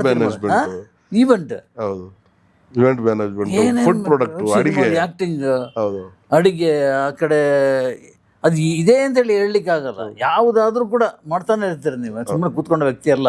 ಹೌದು ಸರ್. ನಮಗೆ ನಾವು ಲ್ಯಾಂಡ್ ಲಾರ್ಡ್ ಅಲ್ಲೂ ಅಲ್ಲ ಸರ್. ನಾವು ಲ್ಯಾಂಡ್ ಲಾರ್ಡ್ ಆಗಿದ್ರೆ, ನಮ್ಮಪ್ಪ ಲ್ಯಾಂಡ್ ಲಾರ್ಡ್ ಆಗಿದ್ರೆ ನಾವು ಆರಾಮ್ಸೆ ಕೂರ್ಬೋದಾಗಿತ್ತು. ನಮ್ಗೆ ಲ್ಯಾಂಡ್ ಇಲ್ಲ, ಲ್ಯಾಂಡ್ ಲಾರ್ಡ್ ಇಲ್ಲ, ಗೊತ್ತಿರೋದು ಲ್ಯಾಂಡ್ ಇದು. ಈ ಲ್ಯಾಂಡಲ್ಲಿ ನಿಲ್ಬೇಕು ಅಂತ ಹೇಳಿದಾಗ ನಾವು ನಮ್ಮ ಬದುಕೋದಕ್ಕೋಸ್ಕರ ಎಲ್ಲವನ್ನು ಕೂಡ ಮಾಡಬೇಕು. ಆಮೇಲೆ ಒಂದು ನಮಗೆ ನಿದ್ರೆ ಬರಲ್ಲ. ನನಗೆ 4 ಗಂಟೆ ನಿದ್ರೆ ಮಾಡಿದ್ದು ದೊಡ್ಡ ವಿಷಯ. ಬಾಕಿ ಇನ್ನೇನು ಮಾಡಲಿ, ಏನಾದರೂ ಒಂದು ಕೆರೆದುಣ್ಣು ಮಾಡುವಂಥ ಒಂದು ಸಾಹಸಕ್ಕೆ ಕೈ ಹಾಕ್ತೀನಿ. ಆದಂಥ ಆ ಕೆರೆತದಲ್ಲಿ ಒಂಥರ ಖುಷಿ ಇದೆ, ಒಂಥರ ಸುಖ ಇದೆ. ಆ ಸುಖನೇ ಆರಿಸ್ಕೊಂಡು ಹೋಗ್ತೀವಿ. ಆಮೇಲೆ ಅದರಲ್ಲಿ ಗೆಲುವಿದೆಯೋ ಸೋಲಿದೆಯೋ ಗೊತ್ತಿಲ್ಲ, ಖುಷಿ ಇದೆ. ಒಂದು ವಿಷಯ ನಂಬುವಂಥ ವಿಚಾರ, ನಾನು ಇವತ್ತು ನನ್ನ ದಿನ, ನಾಳೆ ನನಗೆ ಗೊತ್ತಿಲ್ಲ. ಇವತ್ತು ಈ ದಿನವನ್ನು ಭಾಳ ಸಂತೋಷವಾಗಿ ಎಸ್ ಯಾರಿಗೂ ಸಹಾಯ ಮಾಡೋಕ್ಕಾಗದೇ ಇದ್ರು, ಯಾರಿಗೂ ತೊಂದರೆ ಕೊಡದಂಗೆ ಬದುಕ್ಬಿಟ್ರೆ ಸಾಕು ಅನ್ನೋದು ನನ್ನದೊಂದು ಸಂಪ್ರದಾಯ. ಅದ್ರಲ್ಲಿ ಆಗಿದೆ, ಕೆಲವು ಮಾತುಗಳು ತಪ್ಪಿದೆ, ಸಾಲಗಾರ ಆಗಿದೆ, ಕೋರ್ಟು ಕಚೇರಿ ಮತ್ತೊಂದು ಮಗದೊಂದು, ಒಳ್ಳೊಳ್ಳೆ ಸ್ನೇಹಿತರನ್ನ ಕಳ್ಕೊಂಡೆ, ವಚನಭ್ರಷ್ಟನಾದೆ, ಇದೆಲ್ಲ ಪಾರ್ಟ್ ಆಫ್ ಲೈಫ್. ಅದು ಜೀವನದಲ್ಲಿ ನಮ್ಮನ್ನು ಸಜ್ಜು ಮಾಡೋದು, ನಮ್ಮನ್ನು ನಾವು ದೃಢವಾಗಿ ಇಟ್ಕೊಳ್ಳೋದಕ್ಕೆ ಆಗಿದ್ದ ವಿಚಾರಗಳು. ನಿರ್ಮಾಪಕನಾದೆ, ರಾಜ್ಯಪ್ರಸಿದ್ಧ ವಿಜೇತನಾದೆ, ಎಲ್ಲೋ ಒಂದು ಹಳ್ಳಿಗಾಡಲ್ಲಿ ವೀರಭೂಮಿಯಲ್ಲಿ ಹಾಡು ಹೇಳ್ಕೊಂಡಿದ್ದಂಥವ್ರನ್ನ ನೀವೆಲ್ಲ ನಿಮ್ಮ ಸ್ನೇಹಿತರುಗಳು, ಉದಯ ಮರ್ಕಣಿಯವರು, ತಾವು, ಜೋಗಿ ಸರ್, ಶಣೈ ಸರ್, ಎಲ್ಲರೂ ಸೇರಿ ನನ್ನನ್ನು ಬಾಚಿ ತಬ್ಬಿ ನನ್ನ ಮೇಲೆ ಆಟ ಬನ್ನಿ ಬೆಂಗಳೂರಿಗೆ ಬನ್ನಿ, ಏನು ಇಲ್ಲಿ ಮಾಡ್ತೀರಿ ಕರೆದು ಇವತ್ತು ನೋಡಿ ನಾನು ಏನಾದರೂ ಗೆದ್ರು ಅದು ಅದರ ಯಶಸ್ಸು ನಿಮಗೆ. ನನ್ನ ಸಿನಿಮಾ 2 ಸಿನಿಮಾ ಮಾಡಿದಾಗಲೂ ಕೂಡ ವಿಶೇಷ ಕೃತಜ್ಞತೆಗಳು ಅಂತೇಳಿ ತಮ್ಮಾಗಿ ನನ್ನನ್ನು ಗುರುತಿಸಿದಂಥ ಅಷ್ಟು ಜನರ ಹೆಸರನ್ನ, ಪತ್ರಕರ್ತರ ಹೆಸರನ್ನ ಹಾಕ್ತೀನಿ. ಇದೊಂದು ಭಾಳ ಖುಷಿ ಇದೆ. ಯಾಕಂದರೆ ಮುಂಗಾರು ಮಳೆ ಎಲ್ಲರೂ ನಿರಾಶರಾಗಿ ಕೂತಾಗ ತಾವು ಮತ್ತು ತಂಡ ಹೋಗಿ ಎಲ್ರಿಗೂ ಬೊಕ್ಕೆ ಕೊಟ್ಟು ಒಳ್ಳೆ ಸಿನಿಮಾ ಮಾಡಿದ್ದೀರಿ ಅಂತ ಹೇಳಿದ್ದೀರಿ. ಅಲ್ಲಿ ಒಂದು ಯಾವುದೇ ರೀತಿಯ ಕಮರ್ಷಿಯಲ್ ಯೋಚನೆ ಇಲ್ಲದೆ ಇರುವಂಥ ಪತ್ರಕರ್ತರಿದ್ದರು. ನಾನು ನೇರವಾಗಿ ಹೇಳ್ತೀನಿ, ಕೆಲವರಿಗೆ ಬೇಜಾರಾಗ್ಬೋದು. ಒಬ್ಬ ನಿರ್ಮಾಪಕ ನಿಲ್ಲಬೇಕು, ಸಿನಿಮಾ ನಿಲ್ಲಬೇಕು, ಒಳ್ಳೆ ಸಿನಿಮಾ ಇದೆ ಅಂತ ಹೇಳಿದ್ರೆ ಹೋಗಿ ಅವ್ರಿಗೆ ಬೆನ್ನು ತಟ್ಟಬೇಕು ನೋಡೋರು ಇದ್ದರು. ಆದರೆ ಕಾಲ ಬದಲಾಗಿದೆ, ಈಗ ಭಾಳ ಬದಲಾಗಿದೆ. ನಾವು ರೀಚ್ ಮಾಡಿಸ್ಬೇಕು ಅಂತ ಹೇಳಿದ್ರೆ ಹೋಗಿ ಕೂತು ಮಾತಾಡುವಂಥ ಪ್ರಸಂಗ ಸರಿಯಾಗಿದೆ. ನೀವು ಇದ್ದಂಥ ಟೈಮಲ್ಲಿ ಇದ್ದಂಥ ಪತ್ರಿಕೋದ್ಯಮನೇ ಬೇರೆ, ಈಗಿರುವಂಥ ಒಂದು ಸಿನಿಮಾ ಪತ್ರಿಕೋದ್ಯಮನೇ ಭಾಳ ಬೇರೆ ಇದೆ, ಭಾಳ ಬೇರೆ. ಖಂಡಿತ ಬದಲಾಗಲೇಬೇಕು, ಬದಲಾವಣೆ ಜಗದ ನಿಯಮ. ಆದರೆ ಒಂದು ಮೂಲ ಸಿನಿಮಾ ಗೆಲ್ಲಬೇಕು ಅನ್ನೋದು, ಆ ಸಿನಿಮಾ ಗೆದ್ದಾಗ ಸಿಗುವಂಥ ಸಂತೋಷ, ಆ ಒಂದು ಸಿನಿಮಾ ಉದ್ಯಮ ಬೆಳೆಯುವಂಥ ರೀತಿ ಭಾಳ ಬೇಕಾಗಿದೆ. ನಿಮ್ಮ ಥರ ನೂರಾರು ಪತ್ರಕರ್ತರುಗಳು, ಸಿನಿಮಾ ಪತ್ರಕರ್ತರುಗಳು ಇಂಡಿವಿಜುವಲ್ ಆಗಿ ಲ್ಯಾಂಡ್ ಲೋಡ್ ಅಂತ ಸಿನಿಮಾ ಜೊತೆ ನಿಂತ್ಕೋಬೇಕಾಗಿದೆ, ಗೆಲ್ಲಬೇಕಾಗಿದೆ ಸಿನಿಮಾ. ಈ ಸಿನಿಮಾ ಗೆದ್ದಿದೆ, ರೀಚ್ ಆಗಬೇಕಾಗಿದೆ, ಜನರಿಗೆ ರೀಚ್ ಆಗಬೇಕು, ಮಕ್ಕಳು ನೋಡಬೇಕಾಗಿದೆ, ಸ್ಕೂಲ್ ಮಕ್ಕಳು ನೋಡ್ಬೇಕು, ಯಾವ್ಯಾವುದೋ ಸಿನಿಮಾಗಳು ನೋಡ್ತೀವಿ ನಾವು, ಕಾಲೇಜ್ ಮಕ್ಕಳು ನೋಡಬೇಕಾಗಿದೆ, ರೈತ ಪರ ಸಂಘಟನೆ ನೋಡಬೇಕಾಗಿದೆ, ಕೊಳಪಟ್ಟವ್ರು ನೋಡಬೇಕಾಗಿದೆ, ತುಳಿದವರು ಕೂಡ ನೋಡಬೇಕಾಗಿರುವಂಥ ಸಿನಿಮಾ ಇದು. ಖಂಡಿತವಾಗ್ಲೂ ಕೂಡ ಇದು ಜಡೇಶ್ ಹಂಪಿಯವರು ಮಾಡಿದಂಥ ಕತೆ, ಆ ಮಣ್ಣಿನ ಕತೆ ಕೇಳಿದಾಗಲೇ ನನಗೆ ಭಾಳ ಖುಷಿಯಾಯಿತು. ಆ ಸೆಟ್ ಆಗಿದ್ದಂಥ ರೀತಿ, ಆ 70ರ ದಶಕವನ್ನು ಮತ್ತೆ ಮರುಸೃಷ್ಟಿ ಮಾಡಿದಂಥ ರೀತಿ, ಸ್ವಾಮಿ ಗೌಡವ್ರ ವರ್ಕು, ಅಜನೀಶ್ ಲೋಕನಾಥ್ ಅವರ ಮ್ಯೂಸಿಕ್ಕು, ರೀರೆಕಾರ್ಡಿಂಗು, ಕಲಾವಿದರ ದಂಡು ಎಲ್ಲ ನಟ ರಾಕ್ಷಸರೇ. ವಿಜಯ್ ಸರ್ ಎಲ್ಲ ಜೀವಿಸ್ಬಿಟ್ಟಿದ್ದಾರೆ ಪಾತ್ರದಲ್ಲಿ. ಕೊಡ್ಲಿ ರಾಚಯ್ಯ ಅಂತ ಹೇಳಿದ್ರೆ ಇನ್ನೊಬ್ಬರನ್ನ ನಾವು ಕಲ್ಪಿಸ್ಕೊಳ್ಳೋಕ್ಕೆ ಸಾಧ್ಯ ಇಲ್ಲ. ದುನಿಯಾ ವಿಜಯವ್ರನ್ನ ಬಿಟ್ಟು ಆ ರಾಚಯ್ಯನ ಪಾತ್ರ ಇನ್ನೊಬ್ಬರು ನಾವು ಊಹಿಸ್ಕೊಳ್ಳೋಕ್ಕೆ ಸಾಧ್ಯನೇ ಇಲ್ಲ. ಆ ತುಳಿತಕ್ಕೊಳಗಾದವರ ಲೀಡರ್ ಅಂತ ಹೇಳಿದ್ರೆ ಕೊಡ್ಲಿ ರಾಚಯ್ಯ, ಕೊಡ್ಲಿ ನಿಂಗವ್ವ ನಾವು ಸರ್ಪ್ರೈಸ್ ಪ್ಯಾಕೇಜ್ ಅದು. ನಾವು ನೋಡಿದಂತೂ ಗುಳಿಕೆನ್ನೆಯ ನಗು ಮುಖದ ಎಲ್ಲರನ್ನು ನಗಿಸುವ ಡಿಂಪಲ್ ಕ್ವೀನ್ ಇವತ್ತು ಕೊಡ್ಲಿ ರಾಚಮ್ಮನಾಗಿ ನಿಂಗವ್ವನಾಗಿ ನಿಂತ್ಕೊಂಡ್ಬಿಟ್ಟಿದ್ದಾರೆ. ಒಂದು ಟೆರರ್ ಪರ್ಫಾರ್ಮೆನ್ಸ್. ವಿಜಯ್ ಸರ್ ಮಗಳು ರತನ್ಯ ಒಂದು 30 ಸಿನಿಮಾ ಮಾಡಿದಷ್ಟು ನೈಪುಣ್ಯತೆಯಲ್ಲಿ ಈ ಪಾತ್ರ ಮಾಡಿದ್ದಾರೆ. ನಾವು ಕೊಟ್ಟಂಥ 150 ರೂಪಾಯಿಗೆ ಉಮಾಶ್ರೀಯವರ ಒಂದು ಸೀನ್ ನೋಡಿದರೆ ಅದಕ್ಕೆ ಸರಿ, ಬಾಕಿಯೆಲ್ಲೂ ಫ್ರೀ. ಉಮಾಶ್ರೀಯವರು ರೋಮಾಂಚನ ಉಡಿಸ್ಬಿಟ್ಟಿದ್ದಾರೆ ನಮ್ಮ ಪಾತ್ರದಲ್ಲಿ. ಅಪ್ಪ ಅನಿಸ್ಬಿಡುತ್ತೆ. ನಮ್ಮ ತಾಯಿ, ನಮ್ಮ ಅಜ್ಜಿ, ನಮ್ಮ ಅಕ್ಕ, ನಮ್ಮ ಎಲ್ಲರನ್ನೂ ಕೂಡ ನೆನಪು ಮಾಡುವಂಥ ಪಾತ್ರವನ್ನು ಅವರು ಮಾಡಿದ್ದಾರೆ. ಎಲ್ಲ ದೊಡ್ಡ ಕಲಾವಿದರು. ರಾಜ್ ಶೆಟ್ರಂತೂ ಮಿನಿ ವಜ್ರಮಣಿಯವರು ಹೆಂಗೆ ಗುಡುಕ್ತಾ ಇದ್ರು ಅಣ್ಣವರ ಸಿನಿಮಾಗಳಲ್ಲಿ, ಆ ರೀತಿ ಬದುಕ್ಬಿಟ್ಟಿದ್ದಾರೆ, ಜೀವಿಸ್ಬಿಟ್ಟಿದ್ದಾರೆ. ನಾನು ಅನಿಸುತ್ತೆ ನಾನು ಮಾಡಿದ ಪ್ರೊಡಕ್ಷನ್ ಸಿನಿಮಾ ಕೂಡ ನಾನು 4 ಸಲ ನೋಡಲಿಲ್ಲ, 5 ಸಲ ಈ ಸಿನಿಮಾ ಕೂತ್ಕೊಂಡು ನಾನು ನೋಡಿದ್ದೀನಿ. ಒಂದು ಫಸ್ಟ್ ಏನೆಲ್ಲ ಲೋಪದೋಷಗಳಿದೆ ಅಂತ ಸಿನಿಮಾದವರು ನೋಡುವಾಗೆ, ಆಮೇಲೆ ಒಬ್ಬ ಸಿನಿಮಾ ನಟನಾಗಿ ಅದನ್ನು ನೋಡಿದೆ, ಆಮೇಲೆ ನಿರ್ಮಾಪಕನಾಗಿ ಹಿಂಗೆಲ್ಲ ಮಾಡ್ಬೋದು. ನಾನು ತುಂಬ ವಿಚಾರಗಳನ್ನು ಸತ್ಯಪ್ರಕಾಶದಿಂದ ಕಲ್ತಿದ್ದೆ. ಸತ್ಯಪ್ರಕಾಶ್ ಅವರು ಯಾವತ್ತೂ ಕೂಡ ಒಬ್ಬ ನಿರ್ಮಾಪಕನಾಗಿ ಸೆಟಲ್ ಇರಲಿಲ್ಲ. ಸಣ್ಣ ಒಂದು ನೈಟ್ ಡ್ರೆಸ್ಸಲ್ಲಿ ಹಾಕೊಂಡು ಬಂದು ಬಂಕಿ ಹಾಕೊಂಡು ಸುಮ್ಮನೆ ಹಿಂಗೆ ಓಡಾಡ್ತಾ ಇದ್ರು ಅಷ್ಟು. ಪ್ರೊಡಕ್ಷನ್ ಮ್ಯಾನೇಜರ್ ಥರ ಕೆಲಸ ಮಾಡಿದ್ದಾರೆ, ಪ್ರೊಡಕ್ಷನ್ ಮ್ಯಾನೇಜರ್ ಥರ ನಿಂತ್ಕೊಂಡಿದ್ದಾರೆ. ನಿರ್ದೇಶಕನಿಗೆ ಏನೆಲ್ಲ ಬೇಕು, ದೊಡ್ಡ ದಂಡು ಕಲಾವಿದರು, 42 ಜನ ಕಲಾವಿದರು. ಒಂದು ಸಲ ಸೆಟ್ಟಿಗೆ 13ರಿಂದ 14 ಕ್ಯಾರವನ್ಗಳು, ಅದಕ್ಕೆ ಅಸಿಸ್ಟೆಂಟ್ಗಳು, ಪ್ರತಿದಿನ 500-600 ಜೂನಿಯರ್ ಆರ್ಟಿಸ್ಟ್ಗಳು, ಬೇಕಾದಂಥ ಕ್ಯಾಮ್ರಾ, ಕೇಲ, ಕ್ರೇನು, ಇನ್ನೊಂದು ಮತ್ತೊಂದು ಸೆಟ್ ವರ್ಕು, ಇದೆಲ್ಲ ಹೊಂದಿಸಿದ ರೀತಿ, ಎತ್ತು ಕೋಣ, ಟಗರು, ಗಾಡಿ, ಚಕ್ರ ಇದನ್ನೆಲ್ಲ ಹೊಂದಿಸಿದಂಥ ರೀತಿ ಭಾಳ ವಿಸ್ಮಯ. ನಾವೇನು ನಿರ್ಮಾಣ ಮಾಡಿದ್ವಿ, ನಾವು ಈ ನೆಕ್ಸ್ಟ್ ನಿರ್ಮಾಣಕ್ಕೆ ನಾವೆಲ್ಲ ಹೆಂಗೆ ಸಿದ್ಧ ಆಗಬೇಕು ಅನ್ನೋದನ್ನ ಒಂದು ಪಾಠ ಅದ್ರ ಮೂಲಕ ಕಲಿತೆ. ಆಮೇಲೆ ವ್ಯಾಪಾರ ಮಾಡೋ ರೀತಿ ಕೂಡ ನಾನು ಕಲ್ತಿದ್ದೆ.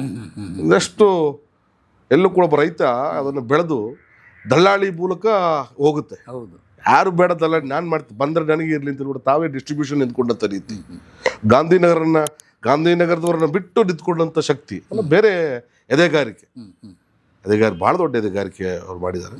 ತುಂಬ ಶಕ್ತಿಗಳು ಈ ಥರ ಹೊರಟಾಗ ಕಾಲೆಳೆಯುವಂಥ ಜನಗಳಿರ್ತಾರೆ, ಭಾಳ ಬೇರೆ ಬೇರೆ ಅವಸ್ಥೆಗಳು ಪಡಬೇಕಾಗುತ್ತೆ. ಅದೆಲ್ಲವನ್ನು ಮೀರಿಸಿ ಅವರಿಗಿರುವಂಥ ಶಕ್ತಿ, ಯಾವುದೇ ಜಿಲ್ಲೆಗೆ ಹೋಗಿ, ಯಾವುದೇ ತಾಲೂಕಿಗೆ ಹೋಗಿ, ಅಲ್ಲಿ ಒಬ್ಬರು KS ಆಫೀಸರು, ಅಲ್ಲಿ ಒಬ್ಬ ಮಿನಿಸ್ಟ್ರು ಅಥವಾ ಅವರ ರಾಜಕಾರಣಿಗಳು ಅಥವಾ ಹೋರಾಟಗಾರರು ಯಾರಾದರೂ ಒಬ್ಬರವರಿಗೆ ತುಂಬ ಹತ್ತಿರದ ಸಂಬಂಧ, ಸ್ನೇಹಿತರು, ಪರಿಚಯದವರು ಇದ್ದೇ ಇರ್ತಾರೆ. ಅವರು ಸಂಬಂಧಗಳನ್ನು ಬೆಳೆಸುವಂಥ ರೀತಿ ಅದು.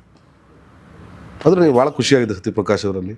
ಅವ್ರ ಮಗನಲ್ಲೂ ಕೂಡ ದೊಡ್ಡ ಒಬ್ಬ ನಿರ್ಮಾಪಕರನ್ನು ಕಾಣ್ತಾ ಇದ್ದೀನಿ. ನಾಳೆ ಹೊಂಬಾಳೆ ಥರ ದೊಡ್ಡ ಒಂದು ಸಂಸ್ಥೆ ಆಗುತ್ತೆ ಸಾರಥಿ ಪಿಕ್ಚರ್ಸ್ ಅನ್ನೋದು ನನಗೆ ಭಾಳ ಖುಷಿ ಇದೆ. ಹೇಮಂತ್ ಗೌಡರು ಒಂದು ಕಾರ್ಪೊರೇಟ್ ಸ್ಟೈಲಲ್ಲಿ ಇದನ್ನು ತಗೊಂಡು ಹೋಗ್ತಾ ಇದ್ದಾರೆ. ಇವ್ರ ಸ್ಟೈಲ್ ಬೇರೆ, ಅವ್ರ ಗತ್ತು ಗಂಭೀರ ಬೇರೆ. ಇವರು ತುಂಬ ಎಜುಕೇಟೆಡ್ ಆಗಿ ತುಂಬ ಹೊರದೇಶದಲ್ಲಿ ಇದು ಓದ್ಕೊಂಡ್ಬಂದಂತು. ಅವ್ರು ಪ್ಲ್ಯಾನ್ ಮಾಡಿದ್ರೆ UP ಎಕ್ಸಾಮ್ ಮಾಡ್ಕೊಂಡು IAS KS ಆಫೀಸರ್ ಆಗಿ ಇವರ ಕಾಂಟ್ರಾಕ್ಟ್ ಏನೆಲ್ಲ ಆಗ್ಬೋದಾಗಿತ್ತು. ಇಲ್ಲ, ಸಿನಿಮಾ ರಂಗದಲ್ಲಿ ನಿಂತ್ಕೋಬೇಕು, ಸಿನಿಮಾ ರಂಗದಲ್ಲಿ ನಾನು ಒಳ್ಳೆ ಸಿನಿಮಾಗಳು ಕೊಡಬೇಕು ಅಂತ ಹಠ ಉಟ್ಕೊಂಡು ಬಂದಿದ್ದಾರೆ. ಹಾಗಾಗಿ ಲ್ಯಾಂಡ್ಲಾರ್ಡ್ ಕನ್ನಡದ ಲ್ಯಾಂಡ್ಮಾರ್ಕ್ ಆಗುತ್ತೆ. ಈಗ ನಾವು ಈ ಇಂಟರ್ವ್ಯೂ, ಈ ಸಿನಿಮಾ 100 ಡೇಸ್ ಹೋದಾಗ, ಒಂದು 60 ಕೋಟಿ ಕ್ಲಬ್ ಸೇರಿದಾಗ, ಹೌದಲ್ವ ಅವ್ರು ಮಾತಾಡಿದ್ದು ಕರೆಕ್ಟ್ ಅಲ್ವಾ ಅಂತ ಹೇಳ್ಬೇಕು. ಜನ ಹೇಳ್ತಾರೆ, ಮತ್ತೆ ನಾವು ಕೂತ್ಕೊಳ್ತೀವಿ ಇಲ್ಲಿ. ಹೌದು, ಮತ್ತೆ ಕೂರ್ತೀವಿ, ನಿಮ್ಮನ್ನು ಬಿಡ್ಬೇಕಲ್ಲ ನಾವು. ಆಮೇಲೆ ನಿಮ್ಮ ಈ ಒಟ್ಟು ಏನು ಗೆಟಪ್ ಏನಿದೆಯಾ, ಬಹುಶಃ ನನ್ನ ಯಾರೇ ಆದರೂ ಕೂಡ ಸ್ವಂತದ ಫೋಟೋನ ಮೊಬೈಲಲ್ಲಿ ಇಟ್ಕೊಳ್ತಾರೆ. ಮೊಬೈಲಲ್ಲಿ ನಾನು ನಿಮ್ಮ 5 ಫೋಟೋನ ಇಟ್ಕೊಂಡಿದ್ದೇನೆ. ಈ ಗೆಟಪ್ಪದ್ದು 5 ಫೋಟೋ ಬೇರೆ ಬೇರೆ ಐತಿ. ಎಷ್ಟು ಎಫೆಕ್ಟಿವ್ ಆಗಿರ್ಬೋದು ಅಂತ ಯೋಚನೆ ಮಾಡಿ. ಹೌದು ಸರ್, ಗಡ್ಡ ಬಿಟ್ಟಾಗಲೇ ಕ್ಲಿಕ್ ಆಗೋಯ್ತು, ಮನುಷ್ಯ ಕ್ಲಿಕ್ ಆಗಿಬಿಟ್ರು ಅಂತೇಳಿ ಅದನ್ನು ತೆಗೆದಿಟ್ಟಿದ್ದೀನಿ. ನನ್ನ ಫೋಟೋ ಅಲ್ಲ, ನಿಮ್ಮ ಫೋಟೋ ತೆಗೆದಿಟ್ಟಿದ್ದೀನಿ. ನನ್ನ ಮೇಲೆ ಇರುವಂಥ ಪ್ರೀತಿ ನಿಮಗೆ, ಗಡ್ಡದ ಮಹತ್ವ ಏನು ಹೇಳಿ. ಹೌದು ನೋಡಿ ಸರ್, ಈಗ ನನ್ನ ಲುಕ್ ಬದಲಾಗಿದೆ ಸರ್. ಹೌದು, ಲುಕ್ ಖಂಡಿತ ಬದಲಾಗಿದೆ. ಈಗ ನನ್ನ ಲಕ್ ಬದಲಾಗಬೇಕಾಗಿದೆ. ಕರಾವಳಿ, ಲ್ಯಾಂಡ್ಲಾರ್ಡು, ಮಹಾನು, ಕರಳೆ, ಲಕ್ಷ್ಮೀಪುತ್ರ ಎಲ್ಲ ಆ್ಯಕ್ಟ್ ಮಾಡಿ ಸಾಲು ಚಿತ್ರಗಳು ಸಿದ್ಧ ಆಗಿದೆ. ಓಕೆ, ಭಾಳ ಎಕ್ಸ್ಪೆಕ್ಟೇಷನ್ ಇಟ್ಕೊಂಡಿದ್ದೀನಿ ಕರಾವಳಿ ಮೇಲೆ. ಆ್ಯಕ್ಚುಲಿ ಈ ಕರಾವಳಿಗೋಸ್ಕರ ಈ ಗೆಟಪ್ಪನ್ನು ಬಿಟ್ಟಿದ್ದು ನಾನು. ಕರಾವಳಿಯಲ್ಲಿ ಮಹಾಬಲನ ಪಾತ್ರ, ನನ್ನ ಪಾತ್ರ ಒಂದು ಭಾಳ ವಿಶೇಷವಾದ ಪಾತ್ರ. ಸಿನಿಮಾದವ್ರನ್ನ ಇಡೀ ಸಿನಿಮಾ ಮುಗಿದ ಮೇಲೂ ಸುಮಾರು ದಿವಸ ಕಾಡುವಂಥ ಪಾತ್ರ. ಆ ಪಾತ್ರದಲ್ಲಿ ನನ್ನನ್ನು ನೋಡಿದ ಮೇಲೆ ಈ ಪಾತ್ರಕ್ಕೆ, ಈ ಚೌಡಪ್ಪನ ಪಾತ್ರಕ್ಕೆ ನನ್ನನ್ನು ಕರೆಸ್ಕೊಂಡಿದ್ದೆ. ಅಂದರೆ ಒಂದು ಮುಗ್ಧತೆ ಇರಬೇಕಾಗಿತ್ತು ಆ ಪಾತ್ರಕ್ಕೆ. ಇವನು ಒಳ್ಳೆಯವನು, ಜನಪರ ಚಿಂತಕ, ಇವನು ಜನರಿಗೋಸ್ಕರ ದುಡಿಯೋನು ಅಂತ ಅನಿಸ್ಬೇಕಾಗಿತ್ತು. ಅದಕ್ಕೆ ನನ್ನ ಮುಗ್ಧತೆ ಬೇಕಾಗಿತ್ತು. ಅದು ಉಲ್ಟಾ ತಿರುಗುತ್ತೆ. ನೀರಿಗೆ ಪಾಚಿನೇ ಶತ್ರು, ಮಿತ್ರ ಅಂದರೆ ಶತ್ರುಗಳು ಇರಬೇಕು ನಮಗೆ, ಹಿತಶತ್ರುಗಳು ಇರಬಾರ್ದು. ನಮ್ಮ ಬಿಗ್ಗೆಸ್ಟ್ ಎನಿಮಿ ಯಾರು ಹೇಳಿ ಸರ್? ನಮ್ಮ ಪಕ್ಕದಲ್ಲಿರುವವನೇ. ದುಶ್ಮನ್ ಕಹಾ ಹೈ ಬಗಲ್ ಮೇ ಅಂತ ಅದನ್ನು ನಿರೂಪಿಸುವಂಥ ಪಾತ್ರ. ಈ ಥರ ಬೀರ್ ಸಾಧಕರು, ಅವಕಾಶವಾದಿಗಳು, ಒಬ್ಬರ ಕಷ್ಟವನ್ನು ದುರುಪಯೋಗ ಮಾಡುವಂಥವ್ರನ್ನ ಪ್ರತಿನಿಧಿಸ್ತೀನಿ ಚೌಡಪ್ಪನಾಗಿ. ಹೇಗೆ ಇದರಲ್ಲಿ ಕಟ್ಟಪ್ಪ, ಇಲ್ಲಿ ಚೌಡಪ್ಪ, ನಮ್ಮ ಲೋಕಲ್ ಚೌಡಪ್ಪ ನಮ್ಮೆಲ್ಲ ಇದ್ಕೊಂಡು ಹೆಂಗೆ ಕನ್ನಿಂಗ್ ಇರ್ತಾನೆ ಅನ್ನೋದನ್ನ ತೋರಿಸಿದ್ದಾರೆ. ಈ ಗೆಟಪ್ಪಲ್ಲಿ ನಾನು ಕರಾವಳಿಯಲ್ಲೇ ಕಳಿಸ್ಬೇಕಂತ ಭಾಳ ಆಸೆ ಇತ್ತು. ಕಾರಣಾಂತರಗಳಿಂದ ಮೊದಲು ನನ್ನ ಇನ್ನಿಂಗ್ಸು, ಗಡ್ಡದ ಇನ್ನಿಂಗ್ಸು ಸ್ಟಾರ್ಟ್ ಆಯ್ತು. ಅಂದ್ರೆ ಅಷ್ಟು ಸಿನಿಮಾದಲ್ಲೂ ಗಡ್ಡ ಇದೆ. ಹೌದು, ಗಡ್ಡ ಈ ಗಡ್ಡ ತೆಗಿಬೇಡಿ ಸರ್. ವೈಟ್ ಸೇಮ್ ಗೆಟಪ್ ಅಲ್ಲಿ ನಾನು ಕಾಣಿಸ್ಕೊತಾ ಇದ್ದೀನಿ. ಮೆಚುರಿಟಿ ಕಾಣಿಸ್ತಾ ಇದೆ. ಹಳೆ ಮುಗ್ಧತೆ, ಹಳೆ ಕಾಮಿಡಿ ಇದನ್ನ ತೆಗೆದಿದೆ. ಈ ಗೆಟಪ್ ತೆಗೆದಿದೆ.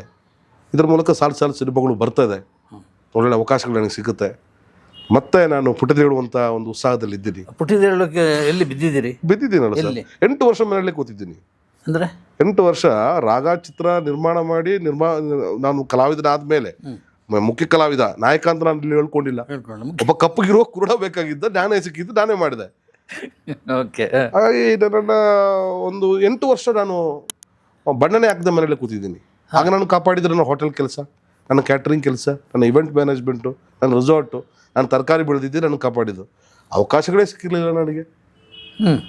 ಕರಾವಳಿ ಇದು ರಾಗ ಮುಗೀತು, ನನ್ನ ಸ್ನೇಹಿತರು ಪರಸಂಗ ಅನ್ನೋ ಸಿನಿಮಾದಲ್ಲಿ ನನ್ನ ಹೀರೋ ಮಾಡಿದ್ರು. ಅದೊಂದು ಭಾಳ ಚೆನ್ನಾಗಿ ಹೋಯ್ತು. ಆ ಮರಳಿ ಬಾರದ ಊರಿಗೆ ಇನ್ನು ನನ್ನದೇ ಸಿನಿಮಾದ ಹಾಡೋದು. ಅದಾದಮೇಲೆ ನನಗೆ ಕಾಮಿಡಿ ಪಾತ್ರಗಳು ಸಿಕ್ಕಲಿಲ್ಲ. ನಾನು ದಿವಸ 1-2 ಹನಿ ಕಣ್ಣೀರು ನನ್ನ ದಿಂಬಲ್ಲಿ ಬಿದ್ದೆ ನಾನು ಮಲಗಿದ್ದೀನಿ. ಎಲ್ಲೂ ನನಗೆ ಅವಕಾಶಗಳು ಕೇಳೋದಕ್ಕಾಗ್ತಾ ಇಲ್ಲ. ಹೇಳುವಂಗಿಲ್ಲ.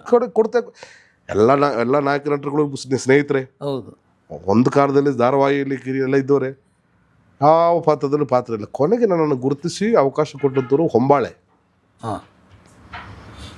ಅವರ ರಾಘವೇಂದ್ರ ಸ್ಟೋರಲ್ಲಿ ಕೋಗಿಲೆ ಮೂಗನ್ ಪಾತ್ರ ಮತ್ತೆ ನನಗೆ ಒಂದು ರೀಬರ್ತನ್ನು ಕೊಡ್ತು. ಅದಾದಮೇಲೆ ಸಿನಿಮಾಗಳು ಸ್ಟಾರ್ಟ್ ಆದವು. ಕರಾವಳಿಗೆ ಬಂದು ಅಪ್ರೋಚ್ ಮಾಡಿದ್ರು. ಸಾಲು ಸಿನಿಮಾಗಳು ನನಗೆ ಸಿಕ್ತು. ಚೆನ್ನಾಗಾಗಿದೆ, ಚೆನ್ನಾಗಿ ಆಗ್ತಾ ಇದೆ, ನಂಬಿಕೆ ಇದೆ. ಮತ್ತೆ ನಿರ್ಮಾಣ ಮಾಡಬೇಕು. ಸತ್ಯಪ್ರಕಾಶ್ ಅಂತ ಸ್ನೇಹಿತರ ಜೊತೆ ಇದ್ದಾಗ ನಿರ್ಮಾಣ ಸಂಸ್ಥೆಯನ್ನು ಧೈರ್ಯವಾಗಿ ಇಟ್ಕೊಂಡು ನಾವು ಹೋಗ್ಬೋದು. ನಾನು ಗಾಂಧಿನಗರದಲ್ಲಿ ಪರ್ಸ್ ಕಳ್ಕೊಂಡ್ಬಿಟ್ಟು ಜಯನಗರದಲ್ಲಿ ಹುಡುಕಿದ್ರೆ ಸಿಗುತ್ತಾಗ ಗಣೇಶಣ್ಣ, ಗಾಂಧಿನಗರದಲ್ಲಿ ಹುಡುಕ್ಬೇಕು. ನಾನು ಕಳೆಯೋದು ಹೇಗೆ ಅಂತ ಕಲ್ತ್ಕೊಂಡಿದ್ದೀನಿ, ಸೋಲೋದು ಹೇಗೆ ಅಂತ ಕಲ್ತ್ಕೊಂಡಿದ್ದೀನಿ. ಅವ್ರ ಜೊತೆ ಎಲ್ಲ ಸೇರಿ ಗೆಲ್ಲೋ ಕಲೆಯೋ ಕಲ್ತ್ಕೋತಾ ಇದ್ದೀನಿ. ಒಳ್ಳೆ ಮಾತುಗಾರರಾಗಿದ್ದೀರಿ. ಮೊದಲಿಂದಲೂ ಒಳ್ಳೆ ಮಾತುಗಾರ. ಫಿಲ್ಟರ್ ಇಲ್ಲದೆ ಮಾತಾಡ್ತೀವಿ ಸರ್, ಫಿಲ್ಟರ್ ಇಲ್ಲದೆ ಮಾತಾಡ್ತೀವಿ ಅಷ್ಟೇ. ರಾಗಂನಲ್ಲಿ ಕಳ್ಕೊಂಡಿದ್ದೆಷ್ಟು? ನಮಗೆ ಒಂದು 4-5 ಕೋಟಿ. ಅದು ನಿಮ್ಮ ಮಟ್ಟಿಗೆ ಅದು ದೊಡ್ಡ. ನಾನು ಲ್ಯಾಂಡ್ ಲಾರ್ಡ್ ಅಲ್ಲ ಸರ್. ನಾನು 3,500 ರೂಪಾಯಿ ಸಂಬಳದಲ್ಲಿ ಕೆಲಸ ಮಾಡ್ತಾ ಇದ್ದೀನಿ. 1,500 ಬಾಡಿಗೆಗಿದ್ದಂತು. ಈಗ ದೇವರು ನನಗೆಲ್ಲ ಅವಕಾಶಗಳು ಕೊಟ್ಟಿದೆ. ಅದು ನನಗೆ ದೊಡ್ಡ ದುಡ್ಡೇ, ದೊಡ್ಡ ಸಾಲನೇ, ಅದು ದೊಡ್ಡ ಹೊರೆನೇ. ಏನು ಮಾಡ್ತದೆ ನಿಮ್ಮನ್ನು? ಹಿಂಡಿ ಹಿಪ್ಪೆ ಮಾಡ್ತು, ನೇಪಥ್ಯಕ್ಕೆ ತಳ್ತು, ಡಿಪ್ರೆಷನ್ಗೆ ಒಳಗಾದೆ, ಕ್ವಶ್ಚನ್ ಮಾರ್ಕ್ ಆಯಿತು. ನನಗೆ ಸಪೋರ್ಟ್ ಮಾಡಿದ್ದು ನನ್ನ ಆತ್ಮೀಯ ಸ್ನೇಹಿತರು ಮತ್ತು ನನ್ನ ಮಡದಿ ಮಕ್ಕಳು. ಅದನ್ನು ಕೇಳಿಕೊಟ್ಟೆ. ಮನೆಯವರು ಹೇಗೆ ಇದನ್ನು ಸಹಿಸ್ಕೊಂಡ್ರು ಅಂತ ಅವ್ರಿಗೆ ಗೊತ್ತಿದೆ. ಮಿತ್ರ ಎಲ್ಲೇ ಎದ್ದೇಳ್ತಾರೆ, ಗೊತ್ತಿದೆ. 25 ವರ್ಷ ಆಯಿತು ನಮ್ಮ ದಾಂಪತ್ಯ ಜೀವನ. ಏನು ಇಲ್ದಿದ್ದಾಗ ನಾನು ನೋಡಿದ್ದಾರೆ. ಕುಡಿಯೋ ಮಿತ್ರನ ನೋಡಿದ್ದಾರೆ, ಕುಣಿಸೋ ಮಿತ್ರನ ನೋಡಿದ್ದಾರೆ, ಕುಣಿಯೋ ಮಿತ್ರನ ನೋಡಿದ್ದಾರೆ, ಏನು ಇಲ್ದಿದ್ರ ಮಿತ್ರನ ನೋಡಿದ್ದಾರೆ, ಬೆನ್ನು ತಟ್ಟಿದ್ದಾರೆ, ಕಣ್ಣು ಒರೆಸಿದ್ದಾರೆ, ಜೊತೆಗೆ ನಿಂತಿದ್ದಾರೆ, ನಂಬಿಕೆ ಇಟ್ಟಿದ್ದಾರೆ. ನಂಬಿಕೆಯಲ್ಲೂ ನನ್ನ ಮೇಲೆ ಕಳ್ಕೊಂಡಿಲ್ಲ. ಮಕ್ಕಳನ್ನ ಚೆನ್ನಾಗಿ ಓದಿಸಿದ್ದೀನಿ. ಮಗ ಈಗ ಆಲ್ರೆಡಿ MBA ಮುಗಿಸಿ ದುಡಿತಾ ಇದ್ದಾನೆ. ಮಗಳಿಗೆ MBA ಮಾಡ್ತಾ ಇದ್ದಾಳೆ. ಅವಳು ಕೂಡ ಫಿಲ್ಮ್ ಕೋರ್ಸೆಲ್ಲ ಮುಗಿಸ್ಕೊಂಡು ನನ್ನ ಪ್ರೊಡಕ್ಷನ್ ಹೌಸನ್ನು ಮುಂದೆ ಕ್ಯಾರಿ ಮಾಡ್ಕೊಂಡು ಹೋಗೋಕ್ಕೆ ಅವಳು ಪ್ರಿಪೇರ್ ಆಗ್ತಾ ಇದ್ದಾಳೆ. ಒಳ್ಳೆ ಸಿನಿಮಾಗಳನ್ನು ನೋಡ್ತೀವಿ. ಮನೆಯವರು ನಾನು ಭಾಳ ಚೆನ್ನಾಗಿ, ಅವರಿಗೆ 2 ಮಕ್ಕಳೆಲ್ಲ 3 ಮಕ್ಕಳು ಅನ್ನೋ ರೀತಿ ನನ್ನ ಭಾಳ ಪ್ಯಾಂಪರ್ ಮಾಡಿ ನನ್ನ ಮುದ್ದಾಗಿ ನನ್ನ ಸಾಕಿದ್ದಾರೆ, ಗುಂಡಾಗಿ ಸಾಕಿದ್ದಾರೆ. ನನ್ನ ಭಾಳ ಖುಷಿ ಇದೆ ನನಗೆ. I am blessed, have A good family and ಕೆಲವು ಒಳ್ಳೆಯ ಸ್ನೇಹಿತರು. ಈ ಇಂಡಸ್ಟ್ರಿಗೆ ಯಾಕೆ ಬಂದು ಅದನ್ನೆಲ್ಲ ಬಿಟ್ಟು ಇಲ್ಲಿಗೆ ಯಾಕೆ ಬಂದುಬಿಟ್ಟೆ ಅಂತ ಪಶ್ಚಾತ್ತಾಪ ಪಟ್ಟಿಲ್ಲ ಯಾವತ್ತು? ನನ್ನ ಹುಟ್ಟು, ನನ್ನ ಬಣ್ಣ, ನನ್ನ ಕಲರು, ನಾನು ಬೆಳೆದಂಥ ದಾರಿಯಲ್ಲಿ ಇವತ್ತು ಬಂದು ನಿಮ್ಮಂಥ ಪತ್ರಕರ್ತರ ಬಂದು ಕೊಡುವಂಥ ಭಾಗ್ಯ ಸಿಕ್ಕಿದ್ದು. ಇದಕ್ಕೆ ದೊಡ್ಡ ಅವಕಾಶ. ಮಿತ್ರ 4 ಜನರಿಗೆ ಗೊತ್ತು. ಮಿತ್ರ ಬಿಕಾಸ್ ಆಫ್ ದಿಸ್. ಇದರಿಂದ ನಾನು ಕಳ್ತಿದ್ದು. ನಾನು ಇದರಿಂದ ಏನು ಕಳ್ಕೊಂಡಿದ್ದೆ ಎಲ್ಲ ನಾನು ಇದರಿಂದಲೇ ಪಡ್ಕೊಂಡಿದ್ದು. ನಾಳೆ ನಾನು ಅಲ್ಲೇ ಇದ್ಬಿಟ್ಟಿದ್ರೆ ಮಿತ್ರ ಇದ್ದರು ಹೋದರು ಅಷ್ಟೇ. ಈಗ ನಾನೊಬ್ಬ ಇತಿಹಾಸದಲ್ಲಿ ಕನ್ನಡ ಚಲನಚಿತ್ರದ ಇತಿಹಾಸ 3,700 ಸಿನಿಮಾಗಳಾಗಿದೆ. ನಾನೊಬ್ಬ ನಿರ್ಮಾಪಕ. ಅದರ 160 ಸಿನಿಮಾ ನಾನು ಅಭಿನಯಿಸಿದ್ದೀನಿ. ನಾನೊಬ್ಬ ರಾಜ್ಯ ಪ್ರಶಸ್ತಿ ವಿಜೇತ. ಇದೆಲ್ಲ ನಂಗೆ ಖುಷಿ ಕೊಡುವಂಥ ವಿಚಾರಗಳೇ ಅಲ್ವಾ. ಒಂದು ರಾಷ್ಟ್ರ ಪ್ರಶಸ್ತಿ ಬೇಕು. ನಾವು ತೀರೋದಾಗ ಒಂದು ತ್ರಿರಂಗ ಧ್ವಜ ನಮ್ಮ ಮೇಲೆ ಬಂದು ಡಮ್ ಅನ್ನೊಂದು ಪಟಾಕಿ ಇದು ಹೊಡಿಬೇಕು, ಒಂದು ಗೌರವ ಸಿಗಬೇಕು. ಇದೆಲ್ಲ ನನ್ನ ಆಸೆಗಳಿದೆ, ತುಂಬ ಸಾಕಷ್ಟಿದೆ. ಇದು ಜಸ್ಟ್ ಐ ಆಮ್ 48 ಸರ್, 48. ಕೆಲವು ಜನರ ಜೀವನ ಸ್ಟಾರ್ಟ್ ಆಗೋದು 48ರಿಂದ. ಆರಂಭ ಆಗ್ತಾ ಇದೆ ನಮ್ಮದು. ಒಂದು ಬೇರೆ ಒಂದು ಬದುಕು ಆರಂಭ ಆಗ್ತಾ ಇದೆ ಅನ್ನೋದು ದೊಡ್ಡ ಆಶಾಜೀವಿ ಅಲ್ಲ ನೀವು? ಹೌದೌದು. ಏನೇ ಆದರೂ ಕೂಡ ಫೀನಿಕ್ಸ್ ಸುಟ್ಟೋದಲಿಂದಲೇ ಎದ್ದು ಬರುವಂಥ ಒಂದು ಕೆಪಾಸಿಟಿ, ತಾಕತ್ತು, ಮನೋಭೂಮಿ. ನಾವು ಹುಟ್ಟುವಾಗಲೇ ಸುಟ್ಟೇ ಹುಟ್ಟಿದ್ದು ಸರ್. ಹುಟ್ಟಿದ್ದು ಅದು ಅಲ್ಲೂ ಸುಟ್ಟಲ್ಲದೆ ಎದ್ದೇಳಬೇಕು ಅನ್ನೋದು ಉದ್ದೇಶ. ನಾವು ಹೇಳಿಲ್ವ ಸರ್, ನಮ್ಮಲ್ಲಿ ಒಂದು ಪಾಸಿಟಿವ್ನೆಸ್ ಇದ್ದಾಗ, ಹಾರ್ಡ್ ವರ್ಕಿಂಗ್ ಇದ್ದಾಗ, ನಾವು ಹೋಗೋದು ದಾರಿ ಕರೆಕ್ಟಾಗಿದೆ ಅಂತ ಗೊತ್ತಾದಾಗ ಸ್ವಲ್ಪ ಲೇಟ್ ಆಗ್ಬೋದು. ನಮ್ಮ ಡೆಸ್ಟಿನಿ ನಾವು ರೀಚ್ ಆಗ್ತೀವಿ ಅನ್ನೋ ನಂಬಿಕೆ. ಕಾಲೆಳೆಯೋರು ಇರಬೇಕು, ಕಾಲು ತುಳಿಯೋರು ಇರಬೇಕು, ಅವರೇ ಪಾಠ ಹೇಳೋದು. ಹೌದು, ಎಲ್ಲರೂ ಬೇಕು. ಖಂಡಿತ ಒಳ್ಳೆಯದಾಗುತ್ತೆ. ನಿಮ್ಮಂಥ ಸುಮಾರು ಜನ ಸ್ನೇಹಿತರುಗಳ ಆಶೀರ್ವಾದ, ಆಮೇಲೆ ನಿಮ್ಮೆಲ್ಲ ಶುಭ ಹಾರೈಕೆಗಳು ನಮ್ಮನ್ನು ಕಾಪಾಡ್ತದೆ. ಎಸ್, ಅಂತೂ ಲ್ಯಾಂಡ್ ಆಗ್ತೀರಿ? ಖಂಡಿತ ಆಗ್ತೀರಿ ಸರ್. ಸಣ್ಣ ಒಂದು ತುಂಡು ಭೂಮಿ ಇದ್ದವನು ಕೂಡ land lord. Already land lord ಆಗಿದ್ದೀನಿ ನಾನು. ಕೊಡಗಲ್ಲಿಂದ ಒಳ್ಳೆ ಸುಂದರವಾದ ಮನೆ ಕಟ್ಕೊಂಡಿದ್ದೀನಿ. ಬೆಂಗಳೂರಿಲಿಂದ ಒಳ್ಳೆ ಮನೆ ಇದೆ. ನನಗೆ ದೊಡ್ಡ ಆಸೆ ಒಂದು ಸಣ್ಣ ಒಂದು 2 ಎಕರೆ 3 ಎಕರೆ ಜಾಗ ತಗೊಂಡು ಸಣ್ಣ ಕೃಷಿ ಕುರಿ ಕೋಳಿ ಎಲ್ಲ ಇಟ್ಕೊಂಡು ಸಾಕಬೇಕು. ಒಂದೊಳ್ಳೆ ಸ್ನೇಹಿತರಿಗೋಸ್ಕರ ಯಾರಿಗಾದ್ರೂ ನಿರಾಶೆ ಆದಾಗ ಬಂದು ನನ್ನನ್ನು ನೋಡಲಿಕ್ಕೆ ನನ್ನ ತೋಟಕ್ಕೆ ಬರಬೇಕು ಅನ್ನೋ ಆಸೆ ಇದೆ. ಸದ್ಯದಲ್ಲಿ ಅದನ್ನೆಲ್ಲ ಮಾಡ್ತೀನಿ. ಅದಕ್ಕೋಸ್ಕರ ನನ್ನ ಪ್ರಯತ್ನಗಳಿದೆ. ಇನ್ನು ನನಗೆ ದೊಡ್ಡ ಕಮಿಟ್ಮೆಂಟ್ಗಳೇನಿಲ್ಲ ಸರ್. ಸಣ್ಣ ಪುಟ್ಟ ಸಾಲಗಳಿದ್ರಲ್ಲಿ ತೀರಿಸ್ಕೋಬೇಕು. ಮಕ್ಕಳದೆಲ್ಲ ಈಗ ಆಲ್ಮೋಸ್ಟ್ ಎಲ್ಲ ಆಗಿದೆ. 1-2 ವರ್ಷಕ್ಕೆ ಅವ್ರು ಮದುವೆ ಮಾಡಿಸ್ಬಿಟ್ರೆ ನಾನು ರಿಟೈರ್ಡ್. ಅವಾಗ ಗಂಡ ಹೆಂಡತಿ ಆರಾಮ್ಸೆ ಚೆನ್ನಾಗಿರ್ಬೋದು. ಒಳ್ಳೊಳ್ಳೆ ಸಿನಿಮಾಗಳು ಪ್ರೊಡ್ಯೂಸ್ ಮಾಡ್ಬೋದು, ಒಳ್ಳೊಳ್ಳೆ ಸಿನಿಮಾಗಳನ್ನು ನೋಡ್ಬೋದು. ಮಲಯಾಳಿ ಸಿನಿಮಾ ನೋಡಲ್ಲ ನೀವು? ತುಂಬ ನೋಡ್ತೀನಿ, ತುಂಬ ಸಿನಿಮಾಗಳು. ಮಲಯಾಳಿನಾ? ಹೌದು, ನಾನು ಮಲಯಾಳಿ. ಐ ಫ್ರಮ್ ಕೋಟೆ. ನಾನು ನನ್ನನ್ನು ಕೇಳ್ಬೋದು. ನೀವು ಕಾಸರಗೋಡಲ್ವ? ನಾನು ಕೋಟೆ, ನೀವು ಇಲ್ಲಿ ಗಡಿನಾಡು. ಗಡಿನಾಡು ಕಾಸರಗೋಡು. ನಾವು ಮೂಲ ಅಲ್ಲಿ ಕೋಟೆಯಂ ಪಕ್ಕದ, ಶಬರಿಮಲೆ ಪಕ್ಕದಲ್ಲಿರುವಂಥ ಕೋಟೆಯಂ. PK ಜಾರ್ಜ್ ಅವ್ರ ಮಗ ಶಿನೋ ಜಾರ್ಜ್ ನನ್ನ ಹೆಸರು. ಪುತ್ತನ್ಪುರಿಯಲ್ಲಿ ಕುರಿಯಾಕೋಸ್ ಸನ್ PK ಜಾರ್ಜ್. ಒಳ್ಳೆ ಕಾಂಗ್ರೆಸ್ಸಿಗ ಹೋರಾಟಗಾರರು ನಮ್ಮಪ್ಪ. ಬಿಸ್ನೆಸ್ಸಲ್ಲಿ ಸ್ವಲ್ಪ ಪತನಗೊಂಡಾಗ ಈ took a chance to South Canara, Dakshina Kannada Belthangady taluk ಗಡ್ಡಿಬಾಗಿಲಿಗೆ ಬಂದು ನೆಲೆಯೂರುತ್ತಾರೆ. ತುಂಬ ಆರ್ಥಿಕ ಮುಗ್ಗಟ್ಟು, ದೊಡ್ಡ ಒಂದು ಡ್ರಾಸ್ಟಿಕ್ ಚೇಂಜಸ್ ಆಗುತ್ತೆ ಅವ್ರಿಗೆ. ಆ ಊರ ಅಣ್ಣ ಮಧ್ಯೆ ನಾನು ಸಣ್ಣವನಾಗಬಾರ್ದು, ನನ್ನ ಮಕ್ಕಳು ಸಣ್ಣವರಾಗಬಾರ್ದು ಅಂತೇಳಿ 7 ಜನ ಮಕ್ಕಳನ್ನು ಕರ್ಕೊಂಡ್ಬಂದು ಇಲ್ಲಿಗೆ ಬಂದು ನಾವು ಅಲ್ಲಿ ವಾತಾವರಣದಲ್ಲಿ ಬೆಳೆದಿದ್ದು. ನಮ್ಮಪ್ಪ ಕೊಟ್ಟ ದೊಡ್ಡ ಎಜುಕೇಷನ್ ಅದು ನಮಗೆ. ಪರಿಸರ, ಸಮಾಜ, ಬದುಕೋ ಕಲೆ. ನನ್ನ ಮಗ ಈಗ 5-6 ಭಾಷೆ ಮಾತಾಡ್ತೀನಿ, ನಾನು 7-8-10 ಭಾಷೆಗಳನ್ನು ಮಾತಾಡ್ತೀನಿ. ಇದೆಲ್ಲ ನನಗೆ ಸಮಾಜ ಕಲಿಸ್ಕೊಟ್ಟಂಥದ್ದು ಈ ವಿದ್ಯೆ. ನಾನು ವೀರಭೂಮಿ ಏನ್ರಿ? ವೀರಭೂಮಿ ನನ್ನ ಎಜುಕೇಷನ್. ನನ್ನ ಮುಗಿದ ತಕ್ಷಣ RK ಭಟ್ರ ಜೊತೆ ಸೇರಿ ಒಂದು ಪ್ರವಾಸೋದ್ಯಮ ಯೋಜನೆ. ಪ್ರವಾಸೋದ್ಯಮದಲ್ಲಿ ಮೊದಲು ಜಾನಪದ ಹಾಡುಗಳು, ಜಾನಪದ ಕಲಾವಿದರನ್ನು ಬಳಸ್ಕೊಂಡು ನಮ್ಮ ಪರಂಪರೆಯನ್ನು ಸಾರುವಂಥ ಒಂದು ಜಾನಪದ ಫೋಕ್ ಟೂರಿಸಮ್ ಆಗಲಿ ಅನ್ನೋ ಉದ್ದೇಶಕ್ಕೋಸ್ಕರ ನಾನು RK ಭಟ್ರು, PKS ಭಟ್ರು ಇವರೆಲ್ಲ ಜೊತೆಗೂಡಿ ಕಲಾವಿದರು ಸೇರಿಸ್ಕೊಂಡು ಮಾಡಿದ್ದು. ಅಲ್ಲಿ ನಾನು ಸ್ವಲ್ಪ ಎಜುಕೇಷನ್ ಮುಗಿಸ್ಕೊಂಡು ಬಂದಿರೋ ಕಾರಣ ಇವರನ್ನೆಲ್ಲ ಮ್ಯಾನೇಜ್ ಮಾಡುವಂಥ ಕೆಲಸ ನನಗೆ ಸಿಕ್ತು. ಜೊತೆಗೆ ಕಲಾವಿದನಾಗ ಒಂದು ಅವಕಾಶ ಸಿಕ್ತು. ಅದ್ರ ಮೂಲಕ ನಿಮ್ಮಂಥ ಸ್ನೇಹಿತರುಗಳು, ಸಾಕಷ್ಟು ರಂಗಭೂಮಿ ಚಲನಚಿತ್ರ ನಟರುಗಳ ಪರಿಚಯ ಆಯಿತು, ನಿರ್ಮಾಪಕರ ನಿರ್ದೇಶಕರ ಪರಿಚಯ ಆಯಿತು. ಅದ್ರ ಮೂಲಕ ಬೆಂಗಳೂರಿಗೆ ಬಂದಿದ್ದೆ ನಾನು. ನಾವು ಇನ್ನೊಂದ್ಸಲ ಸಾಕಷ್ಟು ವಿಚಾರಗಳು ಮಾತಾಡೋದಿದೆ. ಯಾಕಂದರೆ ನೀವು ವಿಶೇಷವಾಗಿ ನಿಮ್ಮ ಜೊತೆ, ಯಾಕಂದರೆ ನನ್ನ ಯಶಸ್ಸಿಗೆ ನೀವು ಕೂಡ ಒಬ್ಬರು ಕಾರಣಕರ್ತರಾಗ್ತೀರಿ. ಮೊದಲಿಗೆ ನನಗೆ ಬೆನ್ನು ತಡ್ತೀರಿ. ನೀವು ಅರಗಣಿಯವರು, ಶಣೈ ಸರ್, ನಮ್ಮ ಉದಯ ಮರ್ಕಡಿಯವರು, ಜೋಗಿ ಸರ್, ಇವರೆಲ್ಲರೂ ಕೂಡ ನನಗೆ ಕೊಟ್ಟಂಥ ಪ್ರೀತಿ ನಾನು ಭಾಳ ಸ್ಮರಿಸ್ಕೋತೀನಿ. ಭಾಳ ಪ್ರೀತಿ ಇದೆ ನನಗೆ ನಿಮ್ಮೊಂದು ಇಂಟರ್ವ್ಯೂ ಮಾಡಬೇಕು ಅಂತ ಭಾಳ ಆಸೆ ಇದೆ. ನಿಮ್ಮ ಚಾನಲ್ಗೆ ನಿಮ್ಮ ಇಂಟರ್ವ್ಯೂ ನಾನು ಮಾಡಿಕೊಡ್ಬೇಕಾದ್ರೆ ಜನರು ನೋಡದೇ ಇರುವಂಥ ಒಬ್ಬರು ಗಣೇಶ್ ಕಾಸರಗೋಡು ಏನು ನನಗೆ ಗೊತ್ತಿದೆ. ಚದುರಿದ ಚಿತ್ರಗಳು ಬಗ್ಗೆ ಯೋಚನೆ ಮಾಡುವಂಥ ಒಬ್ಬ ಸಿನಿಮಾ ಪತ್ರಕರ್ತ ಏನು ಅಂತ ನನಗೆ ಗೊತ್ತಿದೆ. ನಮ್ಮದು ಕಲಾವಿದರ ಟೆಕ್ನಿಷಿಯನ್ಸ್ಗೆ ತಾವು ಮಾಡಿದ ಸಹಾಯ, ಅಳಿಲು ಸೇವೆ ಥರ ಯಾರು ಗೊತ್ತಿಲ್ಲದಂಗೆ ತಾವು ಬರೆಯಲ್ಲಿ ಮಾಡಿದ್ದು ನನಗೆ ಗೊತ್ತಿದೆ. ಅದೆಲ್ಲ ಜನರಿಗೆ ಹೇಳುವಂಥ ಒಂದು ಅವಕಾಶ ನನಗೆ ಸಿಗಬೇಕು. ನಿಮ್ಮ ಚಾನಲಲ್ಲಿ ನಾನು ಸದ್ಯಕ್ಕೆ ಬಂದು ಮಾತಾಡ್ತೀನಿ. ಎಸ್, ಹಂಸಿತ್ ಕುಮಾರ್ಗೆ ಭಾರಿ ಖುಷಿ ಆಗುತ್ತೆ. ನಮ್ಮ ಈ ಚಾನಲ್ ಸ್ನೇಹಿತರು ಅವರು ಹಂಸಿತ್ ಕುಮಾರ್. ಇದು ನನ್ನನ್ನು ಇಂಟರ್ವ್ಯೂ ಮಾಡೋದಿದೆಯಲ್ಲ, ನನಗೂ ಒಂದು ವಂಡರ್ಫುಲ್ ಕಲ್ಪನೆ ಅದು. ಯಾಕಂದ್ರೆ ನನ್ನನ್ನು ಗೊತ್ತಿರೋರು ಅದು ತುಂಬ. ಅದು ನಿಮ್ಮ ಒಂದು ಮುಖ ನೋಡಿರ್ತಾರೆ. ಸಿಡಿದೇಳುವಂತ ಸಮಯಕ್ಕೆ ಸರಿ ಬರ್ದಿದ್ರು. ದುರ್ವಾಸ, ಜಮದಗ್ನಿ ಅದಲ್ಲ, ಇದು ಬೇರೆ. ಇಲ್ಲಿ ನಿಮ್ಮೊಂದು ಪಯಣ ಇದೆ ನೋಡಿ, ನೀವು ಮಾಡೋ ಒಂದು ಅಭಿಯಾನ ಇದೆ. ಹೌದೌದು, ಅದು ಸುಮಾರು ಜನರಿಗೆ ಗೊತ್ತಿಲ್ಲ. 45 ವರ್ಷ, ಹೌದು, 45 years. ಒಂದು ಒಬ್ಬನ ಆಯುಷ್ ಅದು. ನಾನು ಇಲ್ಲಿ ಶ್ರಮಿಸಿದ್ದೇನೆ. ನನ್ನ ಸರ್ವೀಸು 78 ಅದರ ಆಸ್ಪಾಸಿನಲ್ಲಿ ಬಂದಿರೋದು. ಆಗಲಿ ಸರ್, ನೀವು ಇಲ್ಲಿಗೆ ಬಂದಿದ್ದು ಖಂಡಿತ ಲ್ಯಾಂಡ್ ಲಾರ್ಡ್ ವಿಚಾರವಾಗಿ ತಾವು ಮಾತಾಡಿದ್ದು, ತಾವು ನಮ್ಮ ಲ್ಯಾಂಡ್ ಲಾರ್ಡ್ ಮೇಲೆ ಇಟ್ಟಿರುವಂಥ ಪ್ರೀತಿ ಇರಲಿ. ಅದು ಅದು ಅದು ಇನ್ನೊಂದು ಮುಂಗಾರು ಮಳೆ ಆಗ್ತದೆ ಅಂತ ಒಂದು ಎಕ್ಸ್ಪೆಕ್ಟೇಷನ್ ನಮ್ಮಲ್ಲಿದೆ, ಒಳಗಿದೆ. ಇದರಾದಷ್ಟು ಜನರಿಗೆ ರೀಚ್ ಆಗಲಿ. ಈ ಸಿನಿಮಾ ಎಲ್ಲರೂ ನೋಡಲಿ. ಒಂದೊಳ್ಳೆ ಪ್ರಯತ್ನಕ್ಕೆ, ಕನ್ನಡದ ಒಂದೊಳ್ಳೆ ಪ್ರಯತ್ನಕ್ಕೆ ಇಡೀ ತಂಡಕ್ಕೆ ಆಶೀರ್ವಾದ ಮಾಡಲಿ. ಲ್ಯಾಂಡ್ ಲಾರ್ಡ್ ಕನ್ನಡದ ಒಂದು ಲ್ಯಾಂಡ್ ಮಾರ್ಕ್ ಆಗಲಿ ಅಂತ ನನ್ನ ಆಶಯ ಸರ್. ಧನ್ಯವಾದ. Thank you.